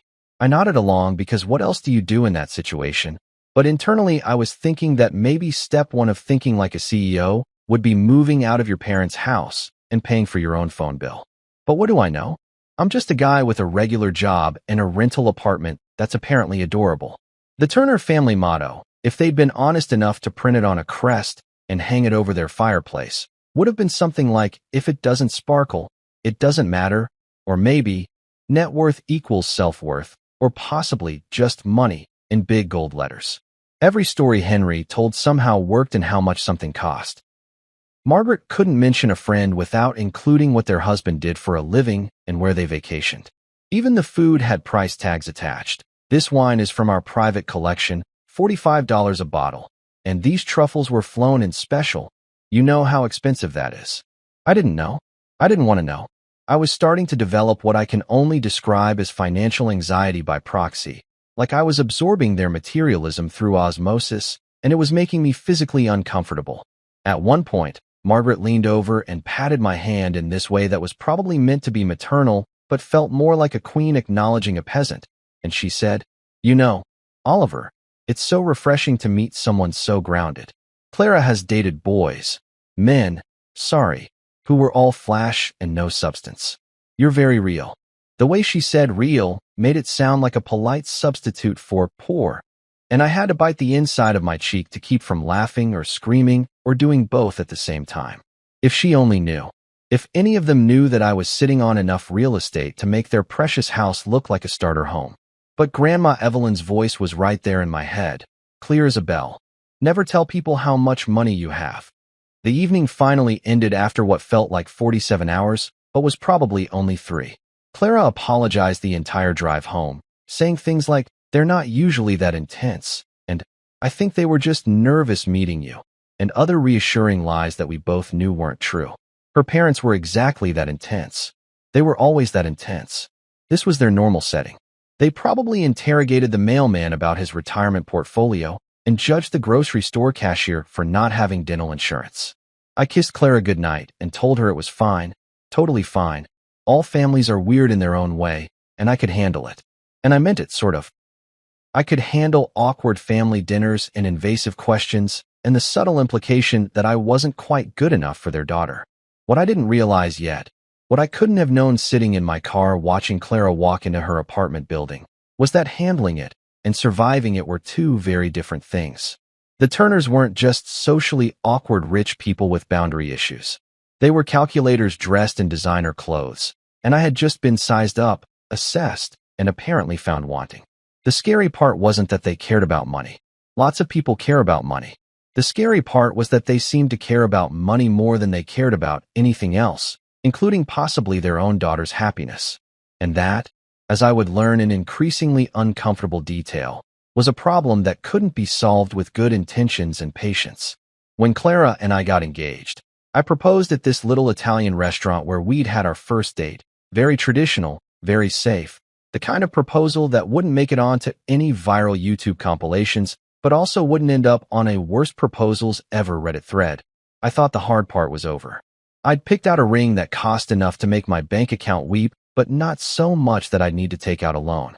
I'd done the whole down on one knee thing without falling over or dropping the ring down a sewer grate or any of the other catastrophic scenarios I'd anxiety spiraled about for weeks. Clara said yes. People at nearby tables applauded like they'd been waiting for this moment their entire lives. The waiter brought us complimentary champagne that was probably just their house wine with bubbles, but tasted like victory. Everything was perfect, or at least as perfect as real life gets, which is to say slightly imperfect, but in manageable ways. Then Margaret Turner found out we were engaged, and suddenly I understood what people meant when they said, all hell broke loose. I swear to God, the woman must have had some kind of engagement alert system installed, because Clara barely had time to post the obligatory ring photo on Instagram before her mother was calling with what she described as ideas, but what were actually detailed military-style plans for a wedding that would have made royal families say maybe tone it down a bit. Margaret had apparently been planning her daughter's wedding since Clara was approximately 5 years old, which is either really sweet or deeply concerning depending on how you look at it, and she had binders. Multiple binders. Color-coded binders. Binders that probably had binders. I wanted a quiet ceremony with close friends and family. The kind of wedding where you actually remember people's names and can have real conversations instead of just doing a receiving line for 4 hours while your face hurts from fake smiling at your third cousin twice removed. Clara, to her credit, seemed to want something similar. She'd always been more low-key than her family, which was probably a survival mechanism developed over years of living with people who thought, understated, was a dirty word. But Margaret had other plans. Big plans. Elaborate plans. Plans that required a production budget that could have funded a small independent film. I'm thinking we do it at the country club, Margaret announced during what was supposed to be a casual brunch to discuss options, but was actually a presentation she'd probably rehearsed in the mirror. She had a slideshow. An actual slideshow on her iPad with photos of previous weddings held at their country club, which apparently had a special events coordinator and a wedding package that started at a price that made me choke on my overpriced Eggs Benedict. We can easily accommodate 300 guests, and the grounds are perfect for photos. I'm seeing white roses, lots of white roses, maybe some orchids flown in from 300 people. I interrupted, probably more forcefully than I should have. I don't even know 300 people. I'm not sure I've met 300 people in my entire life if we're not counting, like, cashiers and people on the subway. Margaret waved this away like I'd made a joke. Oh, Oliver, don't be silly. Between our family friends, business associates, my book club, Henry's golf buddies, the people from our church, our neighbors, it adds up quickly. You'd be surprised. I'm already surprised, I muttered, but she was already moving on to the next slide, which showed something that looked less like a wedding decoration and more like someone had bedazzled an entire building. She wanted a drone show. An actual drone show with coordinated lights spelling out our names in the sky, because apparently fireworks were too pedestrian and she'd seen something similar at a wedding in the Hamptons, and everyone was talking about it for months. Clara shot me a look across the table that was half apologetic, half pleading, and I realized we were entering negotiation territory. This wasn't going to be a simple, thanks for the input, Margaret, but we've got this handled situation. This was going to require diplomatic skills I definitely didn't possess and patience I wasn't sure I had. Over the next several weeks, wedding planning became less like planning a celebration of love and more like preparing for some kind of elaborate corporate merger where both parties were trying to maintain control while pretending to compromise. Margaret wanted a swan fountain. I still don't know what a swan fountain is or why anyone would want one, but apparently they're a thing at fancy weddings, and she'd already contacted a company that specialized in aquatic bird centerpieces. I vetoed the swan fountain. She pouted for 3 days and sent Clara passive-aggressive text messages about not feeling included in her daughter's special day. I wanted to serve normal wedding food. You know, chicken, fish, maybe a vegetarian option for Clara's cousin who'd recently become insufferable about her diet. Margaret wanted a 7-course meal prepared by a chef who'd appeared on some cooking competition show and charged more per plate than I spent on groceries in a month. People will judge you based on the food, Margaret insisted during one particularly tense planning session that took place in her living room, which was decorated like a museum had exploded and nobody had cleaned it up yet. A wedding is a reflection of the couple. You want people to remember this day. I want people to remember we got married, I said, trying to keep my voice level. Not that they got a Michelin star dining experience. We're not running a restaurant, Margaret. We're taking vows. She looked at me like I'd just suggested we get married at a McDonald's drive-thru. Oliver, dear, you clearly don't understand how these things work.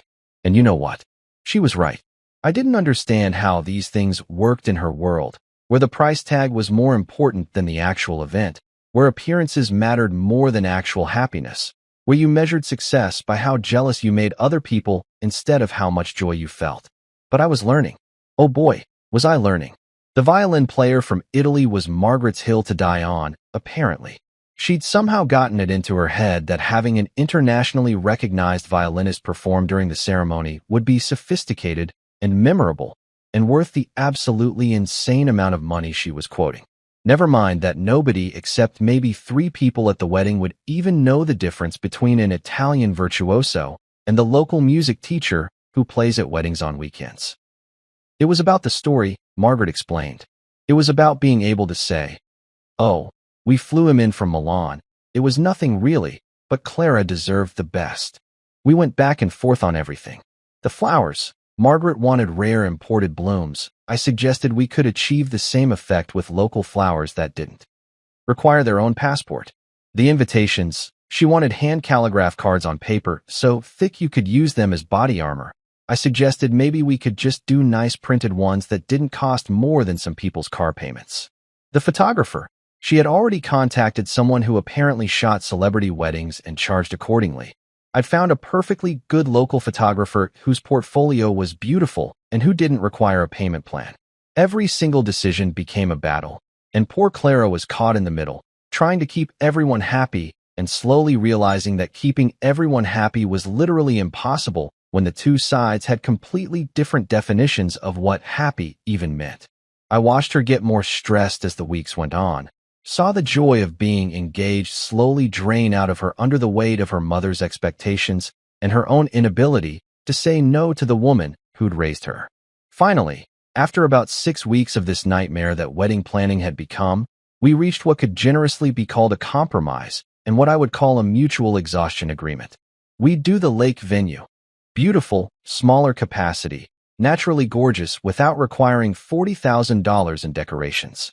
Margaret could have her fancy catering, but we'd scale it back to a reasonable menu that wouldn't require guests to attend a pre-wedding seminar on which fork to use.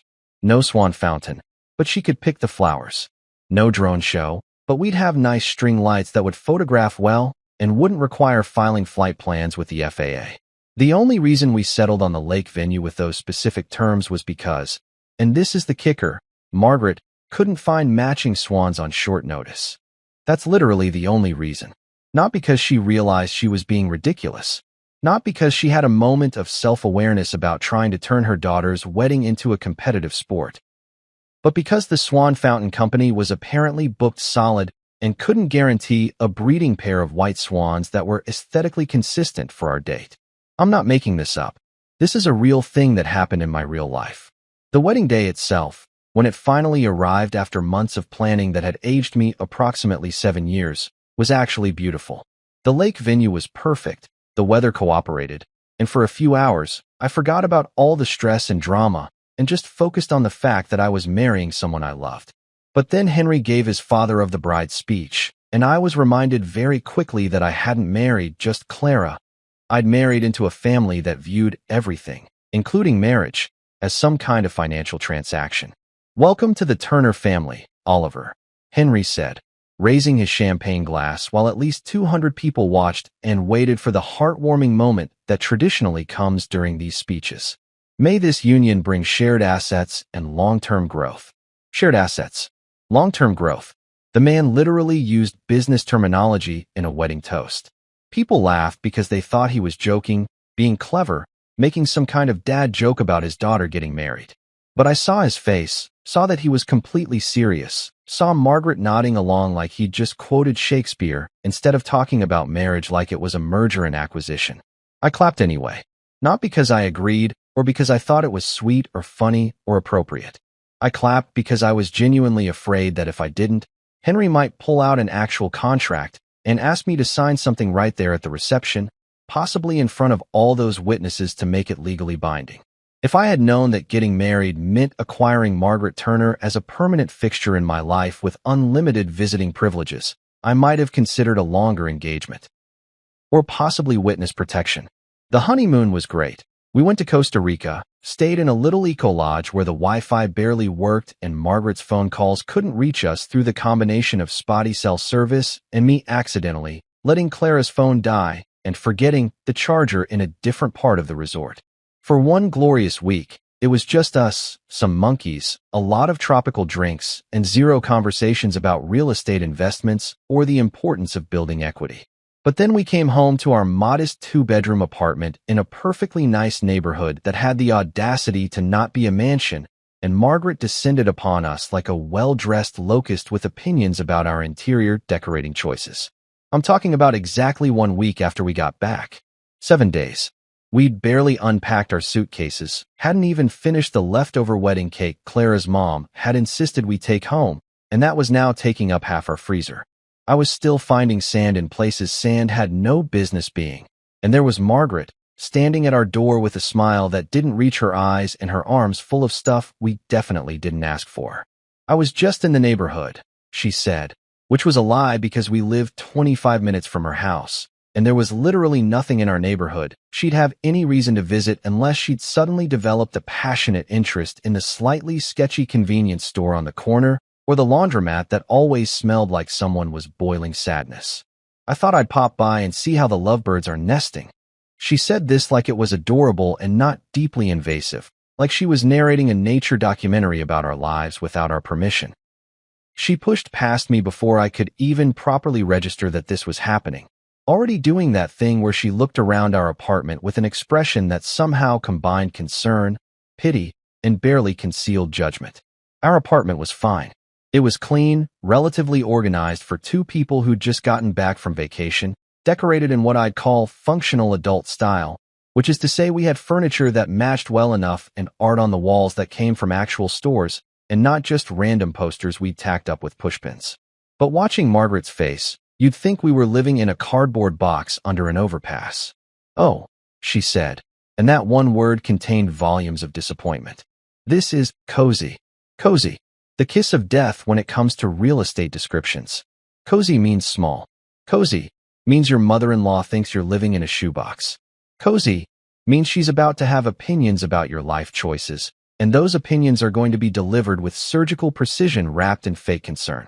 She set down the bag she'd brought. Expensive scented candles from some boutique store where candles cost more than groceries. A throw blanket that was probably cashmere or made from the wool of some rare Himalayan goat. And a set of wine glasses that looked like they required their own insurance policy. "Just a few things to help make this place feel more like a home," she said sweetly, which translated to "your current belongings are inadequate, and I'm here to fix that." Clara came out of the bedroom, saw her mother standing in our living room, and I watched this complex series of emotions cross her face: surprise, resignation, slight panic, and what I'm pretty sure was the look of someone who'd just realized this was going to be her life now. "Mom, I didn't know you were coming over." "It's fine, I won't stay long," Margaret said, which was also a lie because she proceeded to stay for 2.5 hours. She immediately launched into what I can only describe as a performance review of our living situation. She commented on everything. The furniture was charming, but we should really think about upgrading to something more substantial. The kitchen was adequate, but so small. How did we manage to cook in there? The view was nice enough, but wouldn't we prefer something with more natural light? Maybe a balcony, something with a bit more presence? And then came the line that made my eye twitch involuntarily.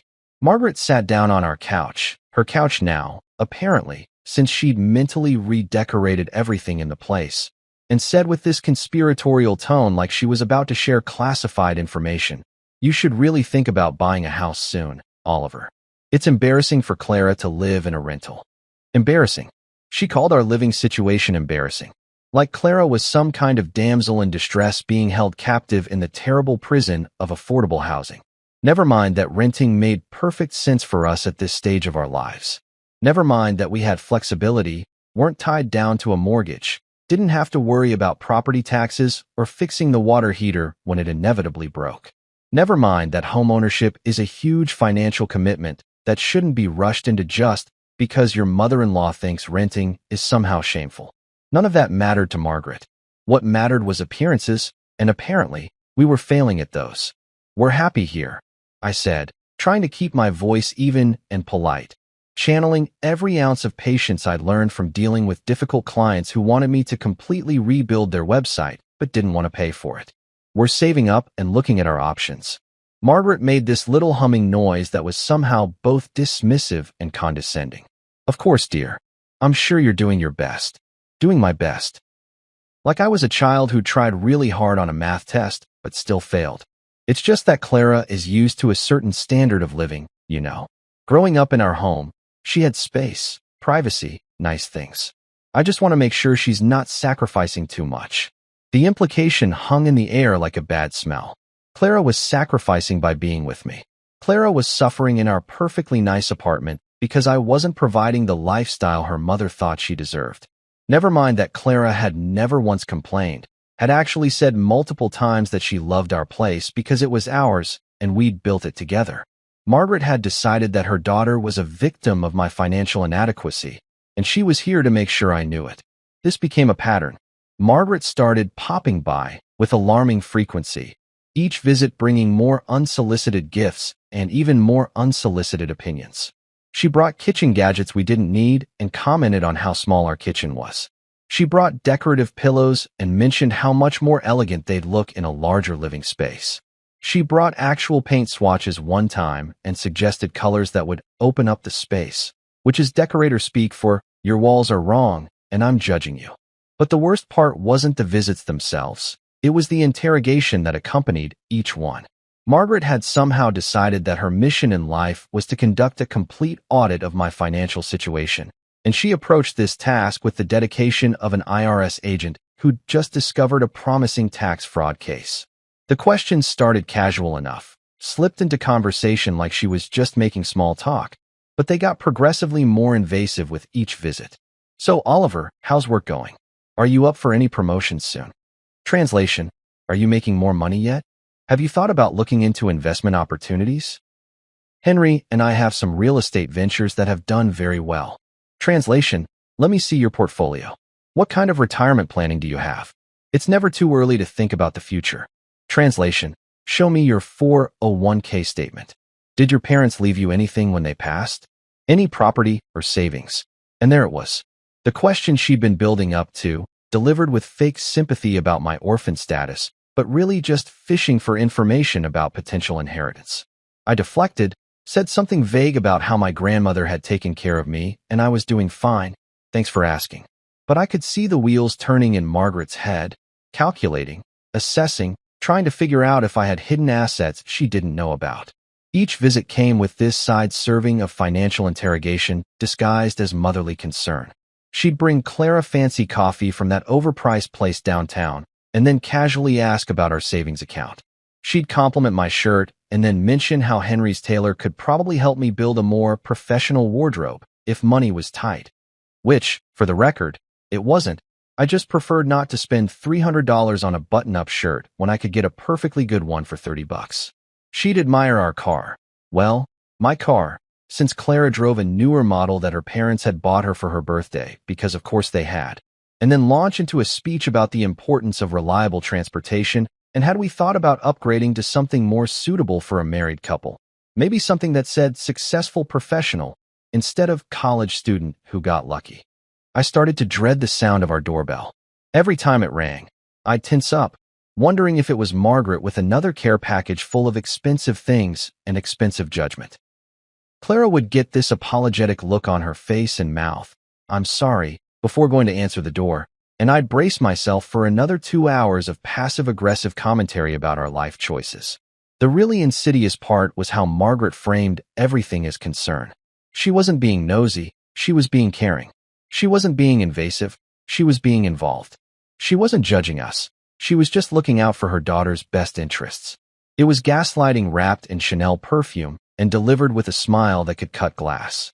And the worst part was that Clara couldn't see it. Or maybe she could, but had been conditioned her whole life to accept this as normal maternal behavior. She means well, Clara would say after Margaret finally left, usually after dropping some comment about how we should really consider buying property before we were too old to get a good mortgage rate.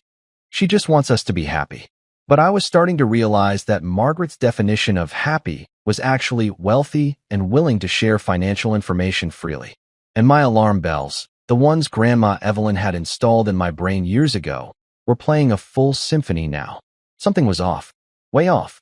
This wasn't normal mother-in-law behavior. This was reconnaissance. Margaret was gathering intelligence, and I had no idea what she planned to do with it, but every instinct I had was screaming that it wasn't going to be good. The phone call came on a Tuesday evening while I was making dinner, doing that thing where you're cooking pasta and simultaneously trying to respond to work emails on your phone like some kind of dysfunctional multitasking circus act. I saw the name, Hayes Property Management, pop up on my screen and nearly dropped my phone into the boiling water because Mr. Hayes never called me. Our arrangement was simple and beautifully hands-off. He managed Grandma Evelyn's properties, collected rent from the tenants, handled maintenance issues, and deposited my share into a separate bank account I'd set up specifically for the inheritance money. Once a quarter, he'd send a detailed report via email, and that was it. No calls, no drama, no reason for him to ever contact me directly unless something had gone catastrophically wrong. I answered with probably more panic in my voice than was professional. Mr. Hayes? Is everything okay? Did something happen to one of the properties? I was already imagining fires, floods, tenants who decided to start an illegal gambling ring in my downtown Seattle real estate. No, nothing like that, Mr. Reed, he said in that calm, measured voice that property managers must learn in some kind of special school for people who deal with landlord emergencies. The properties are fine, but I'm calling because something unusual happened today that I thought you should know about immediately. The way he said unusual made my stomach drop like I was on a roller coaster designed by someone who hated happiness. Someone came to my office this afternoon asking questions about the properties on Belltown Avenue, he continued, and I could hear papers rustling in the background like he was checking notes. Specifically, they wanted to know about the ownership documents, who holds the titles, whether there are any liens or mortgages, the rental income generated, and the current market valuation. They were very thorough, very professional. I turned off the stove because I was no longer capable of cooking and processing this information simultaneously. Who was it? Did they say why they wanted to know? They presented credentials identifying themselves as a private investigator, Mr. Hayes said, and those 4 words, private investigator, hit me like a freight train made of red flags and bad decisions. They claimed they were doing background research for a financial planning client, said it was routine asset verification. I, of course, told them that I couldn't disclose any information about property ownership without written authorization from the owner, which would be you. They weren't happy about it, but they left. I documented everything, took down their information. Their card said Precision Research Services. I stood there in my kitchen, phone pressed to my ear, watching my pasta water slowly stop boiling, and felt this cold realization settle over me like someone had dumped ice water down my shirt. There was no way this was a coincidence. Nobody randomly investigates someone's property holdings.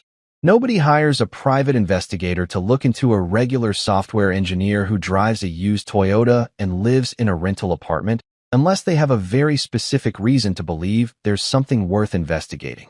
Mr. Hayes, I said slowly, trying to keep my voice steady even though my brain was spiraling through about 15 different worst-case scenarios. Thank you for not telling them anything. Seriously, can you send me everything you have on this person? The card, any notes from the conversation, anything they said? Already scanned and in your email, sir. I sent it before I called. God bless Mr. Hayes and his efficient, paranoid professionalism. Should I be concerned about this?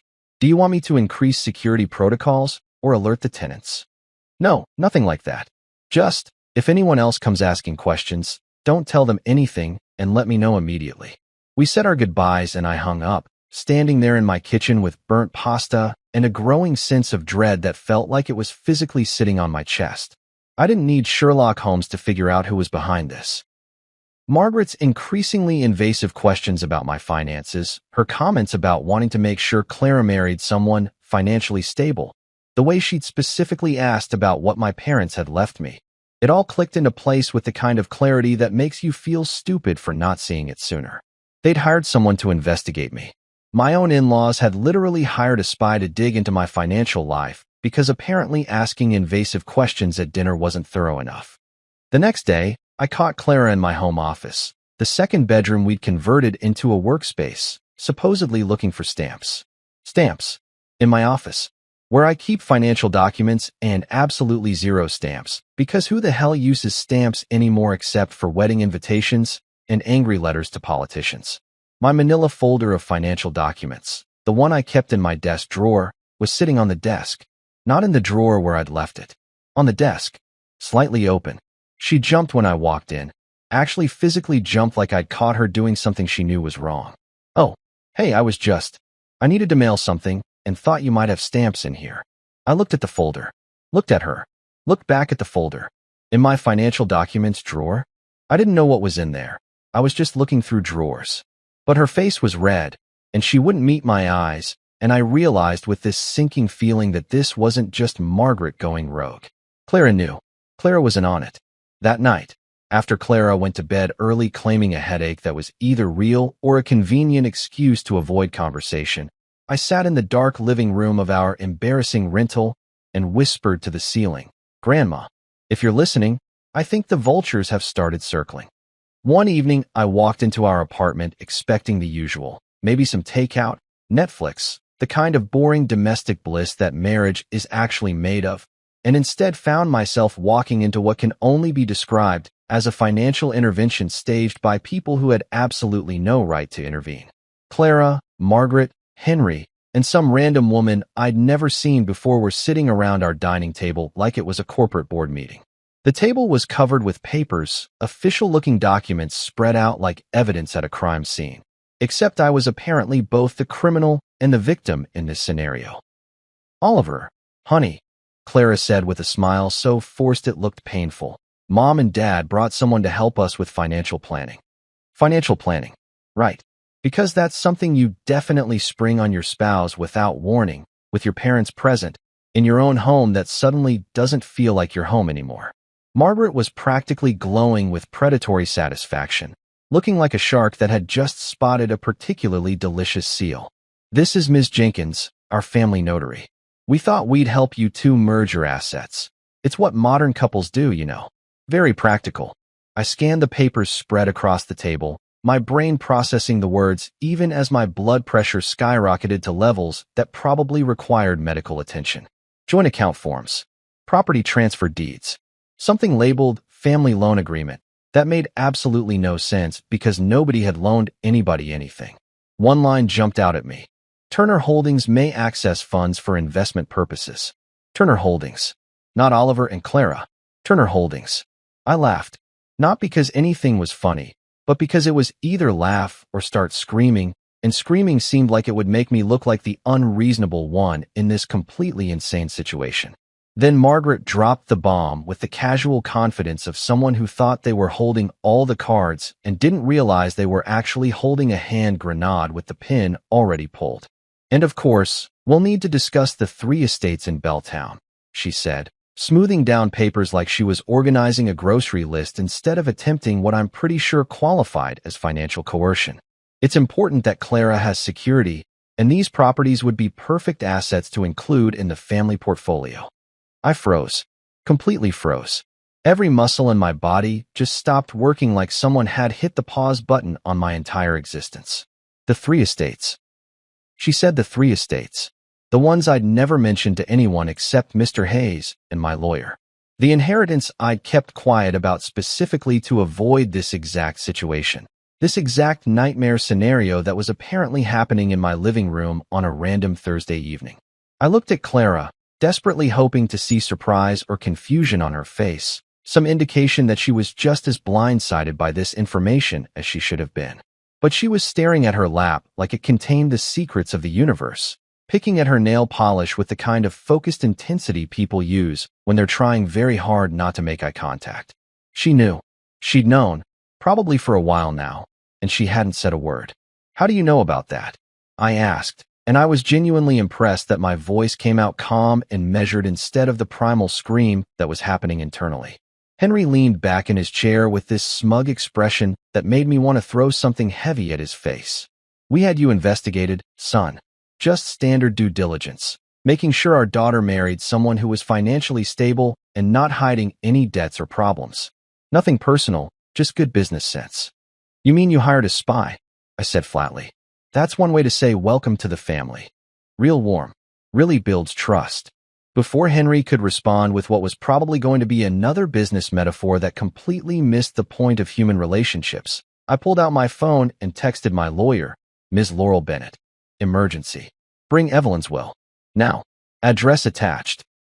While Margaret and Henry started discussing how I could gift one of the estates to Clara as security for the marriage and a gesture of good faith, like I was some kind of medieval lord negotiating a dowry, Laurel arrived at my apartment like divine justice, wearing a tailored suit and carrying a briefcase that probably cost more than their notary's monthly salary. Laurel Bennett walked into my apartment 27 minutes after I sent that text, which meant she'd probably broken several traffic laws getting here, and I'd never been more grateful for a lawyer with a lead foot and a sense of dramatic timing. She took one look at the scene, the papers spread across my dining table, Margaret and Henry sitting there like they owned the place, Miss Jenkins the notary looking increasingly uncomfortable, and Clara still studying her nail polish like it was about to be on the final exam. And I watched this expression cross her face that was equal parts professional disgust and barely contained rage. Financial coercion, Laurel said brightly, setting her briefcase down with a decisive thunk that made everyone jump. My favorite dinner topic. Right up there with tax fraud and elder abuse. Henry jumped to his feet like someone had electrocuted his chair, puffing up his chest in that way men do when they're about to say something they think is authoritative but is actually just loud. Now wait just a minute. This is a private family discussion, and I don't know who you think you are barging in here. Laurel Bennett, estate attorney. She interrupted smoothly, pulling out a business card and handing it to him with a smile that could freeze vodka.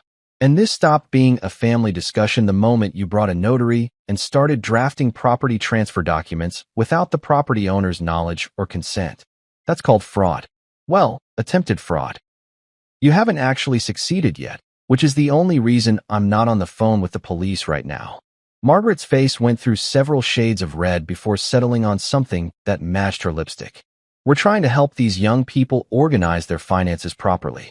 Clara is our daughter, and we have every right to be concerned about her financial security.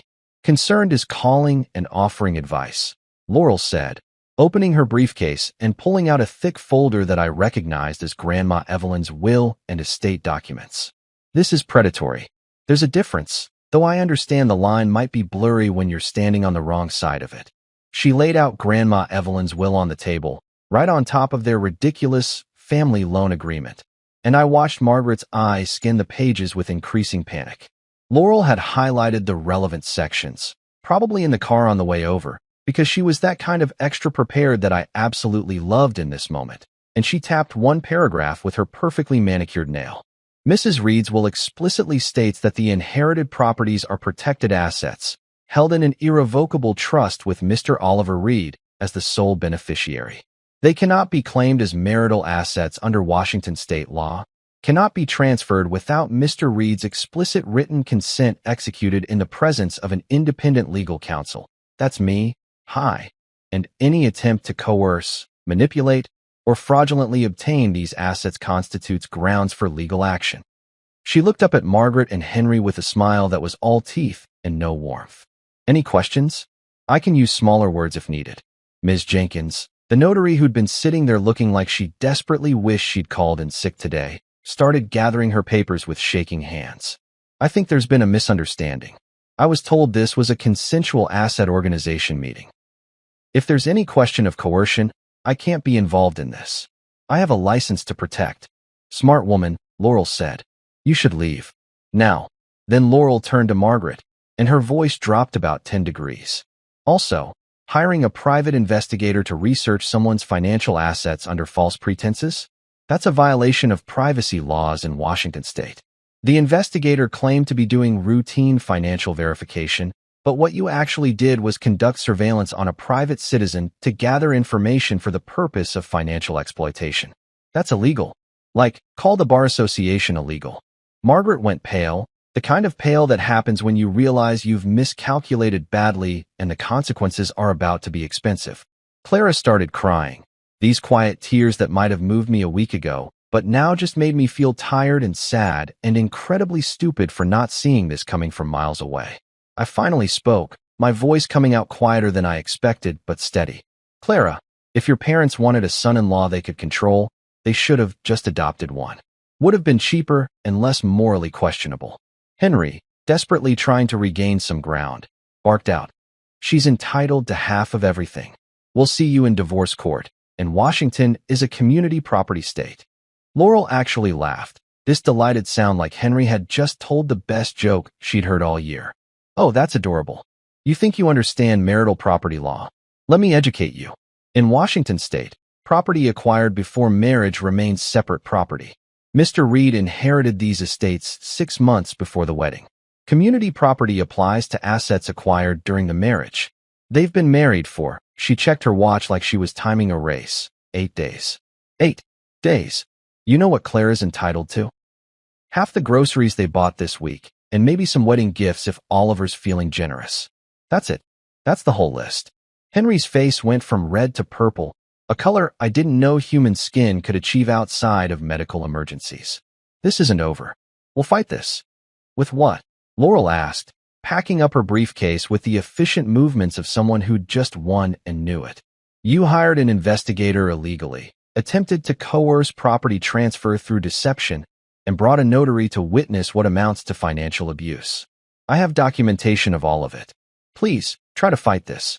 I would love the billable hours." The room went silent except for Clara's crying and the sound of my heart pounding so loud I was surprised nobody else could hear it. The divorce was quick, efficient, and deeply therapeutic in ways I didn't expect. Clara didn't contest anything, probably because her lawyer, a guy named Richard who looked like he'd rather be literally anywhere else, took one look at Laurel's documentation and told the Turners in very diplomatic terms that they had absolutely no case, and pursuing this further would be like setting money on fire, except less entertaining and more publicly humiliating. Washington state has this thing called a simplified dissolution process for marriages under a certain length with no kids and no shared property, and we qualified for it so perfectly it was almost funny. 8 days of marriage, and we were speedrunning a divorce like it was some kind of depressing video game category. The paperwork took longer than the actual marriage had lasted, which felt like some kind of cosmic joke that Grandma Evelyn would have appreciated. I signed documents in Laurel's office while she made dry comments about how this was technically the fastest client turnaround she'd ever had, and maybe she should start specializing in buyer's remorse matrimonial dissolution. Clara signed her copies at her parents' house, probably surrounded by Margaret and Henry trying to figure out how their foolproof plan had imploded so spectacularly. I didn't attend that signing. Didn't want to. Didn't need the closure or the confrontation or whatever people think you're supposed to get from face-to-face meetings with people who tried to financially manipulate you. The whole thing was finalized 6 weeks after that disastrous dinner party ambush. 6 weeks. I'd dated people longer than my marriage lasted, which was either hilarious or depressing depending on what time of day you asked me and how much coffee I'd had. When the judge signed off on the final decree, I walked out of the courthouse into one of those perfect Seattle days where the sun is actually shining and you can see the mountains and everything feels possible, and I just stood there for a minute breathing and feeling lighter than I had in months. I moved into one of the inherited estates the following week. The tenants had just moved out. Good timing, neutral karma, whatever you want to call it. And suddenly I was living in this absolutely gorgeous apartment in downtown Belltown with floor-to-ceiling windows, actual granite countertops, and a view of the Seattle skyline that looked like someone had photoshopped it for a real estate magazine. Every morning I'd wake up, make coffee in a kitchen that was bigger than my old apartment's entire living room, and open those curtains to that ridiculous view, and I'd whisper, "Nice try, Margaret." It became my morning ritual, my tiny act of petty satisfaction that probably wasn't emotionally healthy, but felt absolutely necessary for my mental well-being. The apartment still had that new chapter energy, that feeling of starting over in a space that had no memories of Clara or her family or any of the disaster that had been my brief attempt at marriage. I furnished it slowly, deliberately, buying things I actually liked instead of things that were practical or couple-appropriate, or whatever nonsense I'd convinced myself mattered before. I got a ridiculous leather couch that was way too expensive and perfectly comfortable. I hung art that I'd always wanted but thought was too weird or too bold or too something. I set up my home office in the second bedroom with a view that made work meetings actually enjoyable because I could stare at the Space Needle while pretending to pay attention to status updates. About 3 months after everything was finalized, I was having coffee with Logan, my best man, The guy who'd cried through my entire wedding to a woman I'd been married to for roughly the same amount of time as a decent vacation. And he told me something that made me laugh so hard I nearly spit espresso across the table. Apparently, Clara had been talking to mutual friends, and word had gotten back to Logan through the complex social grapevine that exists in every friend group. The Turners had tried the same scheme before. Not the exact same details, but the same basic con. Margaret and Henry had been doing this thing where they'd target potential sons-in-law who seemed like they might have family money or inheritances, do their investigations, and then swoop in after the wedding with their financial planning routine. Clara's previous boyfriend, some guy named Derek who worked in finance and apparently had family money from old East Coast wealth, had been their target about 2 years before I came into the picture. They'd done the whole thing. The invasive questions, the private investigator, the surprise financial planning intervention. But Derek had seen it coming because apparently when you grow up actually wealthy, you develop a sixth sense for people trying to get access to your money. He'd broken up with Clara before they even got engaged, told her flat out that her parents were toxic, and he wasn't interested in marrying into a family that viewed relationships as business opportunities. Clara had been devastated, or so the story went, and Margaret and Henry had spent the next year being more subtle, more careful, waiting for the next potential mark. That mark had been me, and I'd almost fallen for it because I'd been so focused on hiding my own inheritance that I hadn't seen them hunting for it. The irony was so thick you could have served it as dessert. I'd been trying to follow Grandma Evelyn's advice about keeping my money quiet, and they'd been specifically looking for guys who were keeping money quiet because that meant there was money to find. We'd been playing completely different games on the same board, and neither of us had fully understood what the other was doing until it all exploded in my living room with Laurel Bennett as referee. I almost felt bad for Clara, caught between her genuinely predatory parents and whatever actual feelings she might have had for me that got buried under their schemes and expectations. Almost. But then I remembered her going through my desk drawers looking for financial documents and pretending to search for stamps like I was an idiot who wouldn't notice, and the sympathy evaporated pretty quickly. She'd made her choice. She'd chosen her parents' plan over being honest with me, and that was something I couldn't forgive or forget or rationalize away with generous interpretations of her character. Now I run the Evelyn Foundation, a nonprofit I started with some of the rental income from the estates. We teach financial literacy to young people, everything from basic budgeting to understanding investments to recognizing financial abuse and manipulation in relationships. The irony of me teaching people to spot gold diggers when I'd married one isn't lost on me, but that's kind of the point. I bring in speakers who talk about protecting assets, setting boundaries with family about money, understanding prenups and estate planning. We have workshops about recognizing red flags in relationships, and I always include a section about people who are weirdly interested in your financial situation, because that's information I wish someone had sat me down and explained before I proposed to a woman whose parents were literally planning to rob me. Sometimes, usually on Sundays when I'm feeling contemplative or have had too much coffee, I drive out to the cemetery where Grandma Evelyn is buried. I bring fresh lilies, because those were her favorite, the kind that smell like they're trying too hard, but in a good way. I sit on the bench next to her headstone. Yes, there's a bench, because even in death Evelyn was practical and knew people would want somewhere to sit and talk to her, and I tell her everything. I tell her about the foundation, about the people we've helped, about the guy last week who almost signed over his entire savings account to his girlfriend's investment opportunity, until our workshop made him realize it was a scam. And then I tell her about Margaret and Henry and Clara, about the whole ridiculous disaster, and I swear I can feel her laughing, that dry chuckle she used to do when someone proved her point without realizing it. You were right again, Grandma, I say, usually while adjusting the flowers or pulling weeds that have dared to grow near her plot. Money doesn't change people. It reveals who they really are. You told me that, 15 years ago?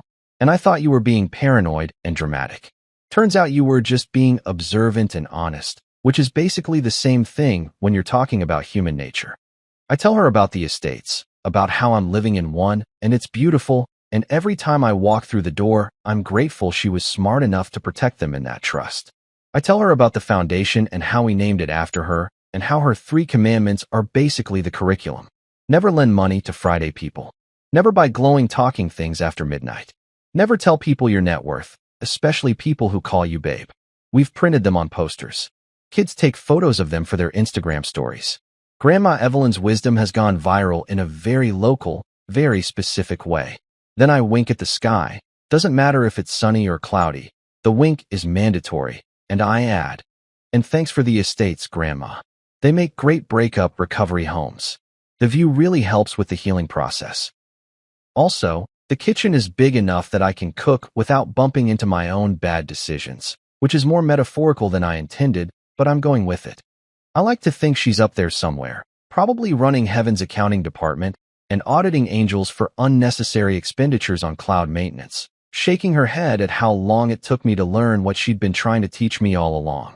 But she's also probably proud, in that gruff Evelyn way, that I finally figured it out, that I protected what she left me, that I'm using it to help other people avoid the same mistakes. As I walk back to my car, I pull out my phone and check the foundation's email. There's a message from a college kid asking about our next workshop on recognizing financial manipulation in family relationships. I smile and type back a response, thinking about how Grandma Evelyn's legacy isn't just the real estate or the money. It's the wisdom, the warnings, the hard-earned knowledge about human nature and money, and the dangerous place where those two things intersect. Margaret and Henry are still out there somewhere, probably targeting some other unsuspecting guy who seems like he might have hidden assets. Clara's apparently dating someone new. According to social media, I definitely don't check regularly and certainly didn't look at last Tuesday. They're all still playing their games, still running their schemes, still convinced that money is the most important thing in any relationship. But me? I'm sitting in an apartment I actually own, running a foundation that's actually helping people, living a life that Grandma Evelyn would actually approve of. And every morning when I open those curtains and see that skyline, I remember what she taught me. The best revenge isn't getting even, it's living well. And maybe teaching other people how to live well too, so they don't end up divorced after 8 days because they ignored every red flag that came decorated with pearls and passive-aggressive comments about rental properties. Thanks, Grandma, for everything, but especially for being right, especially when I didn't want to hear it.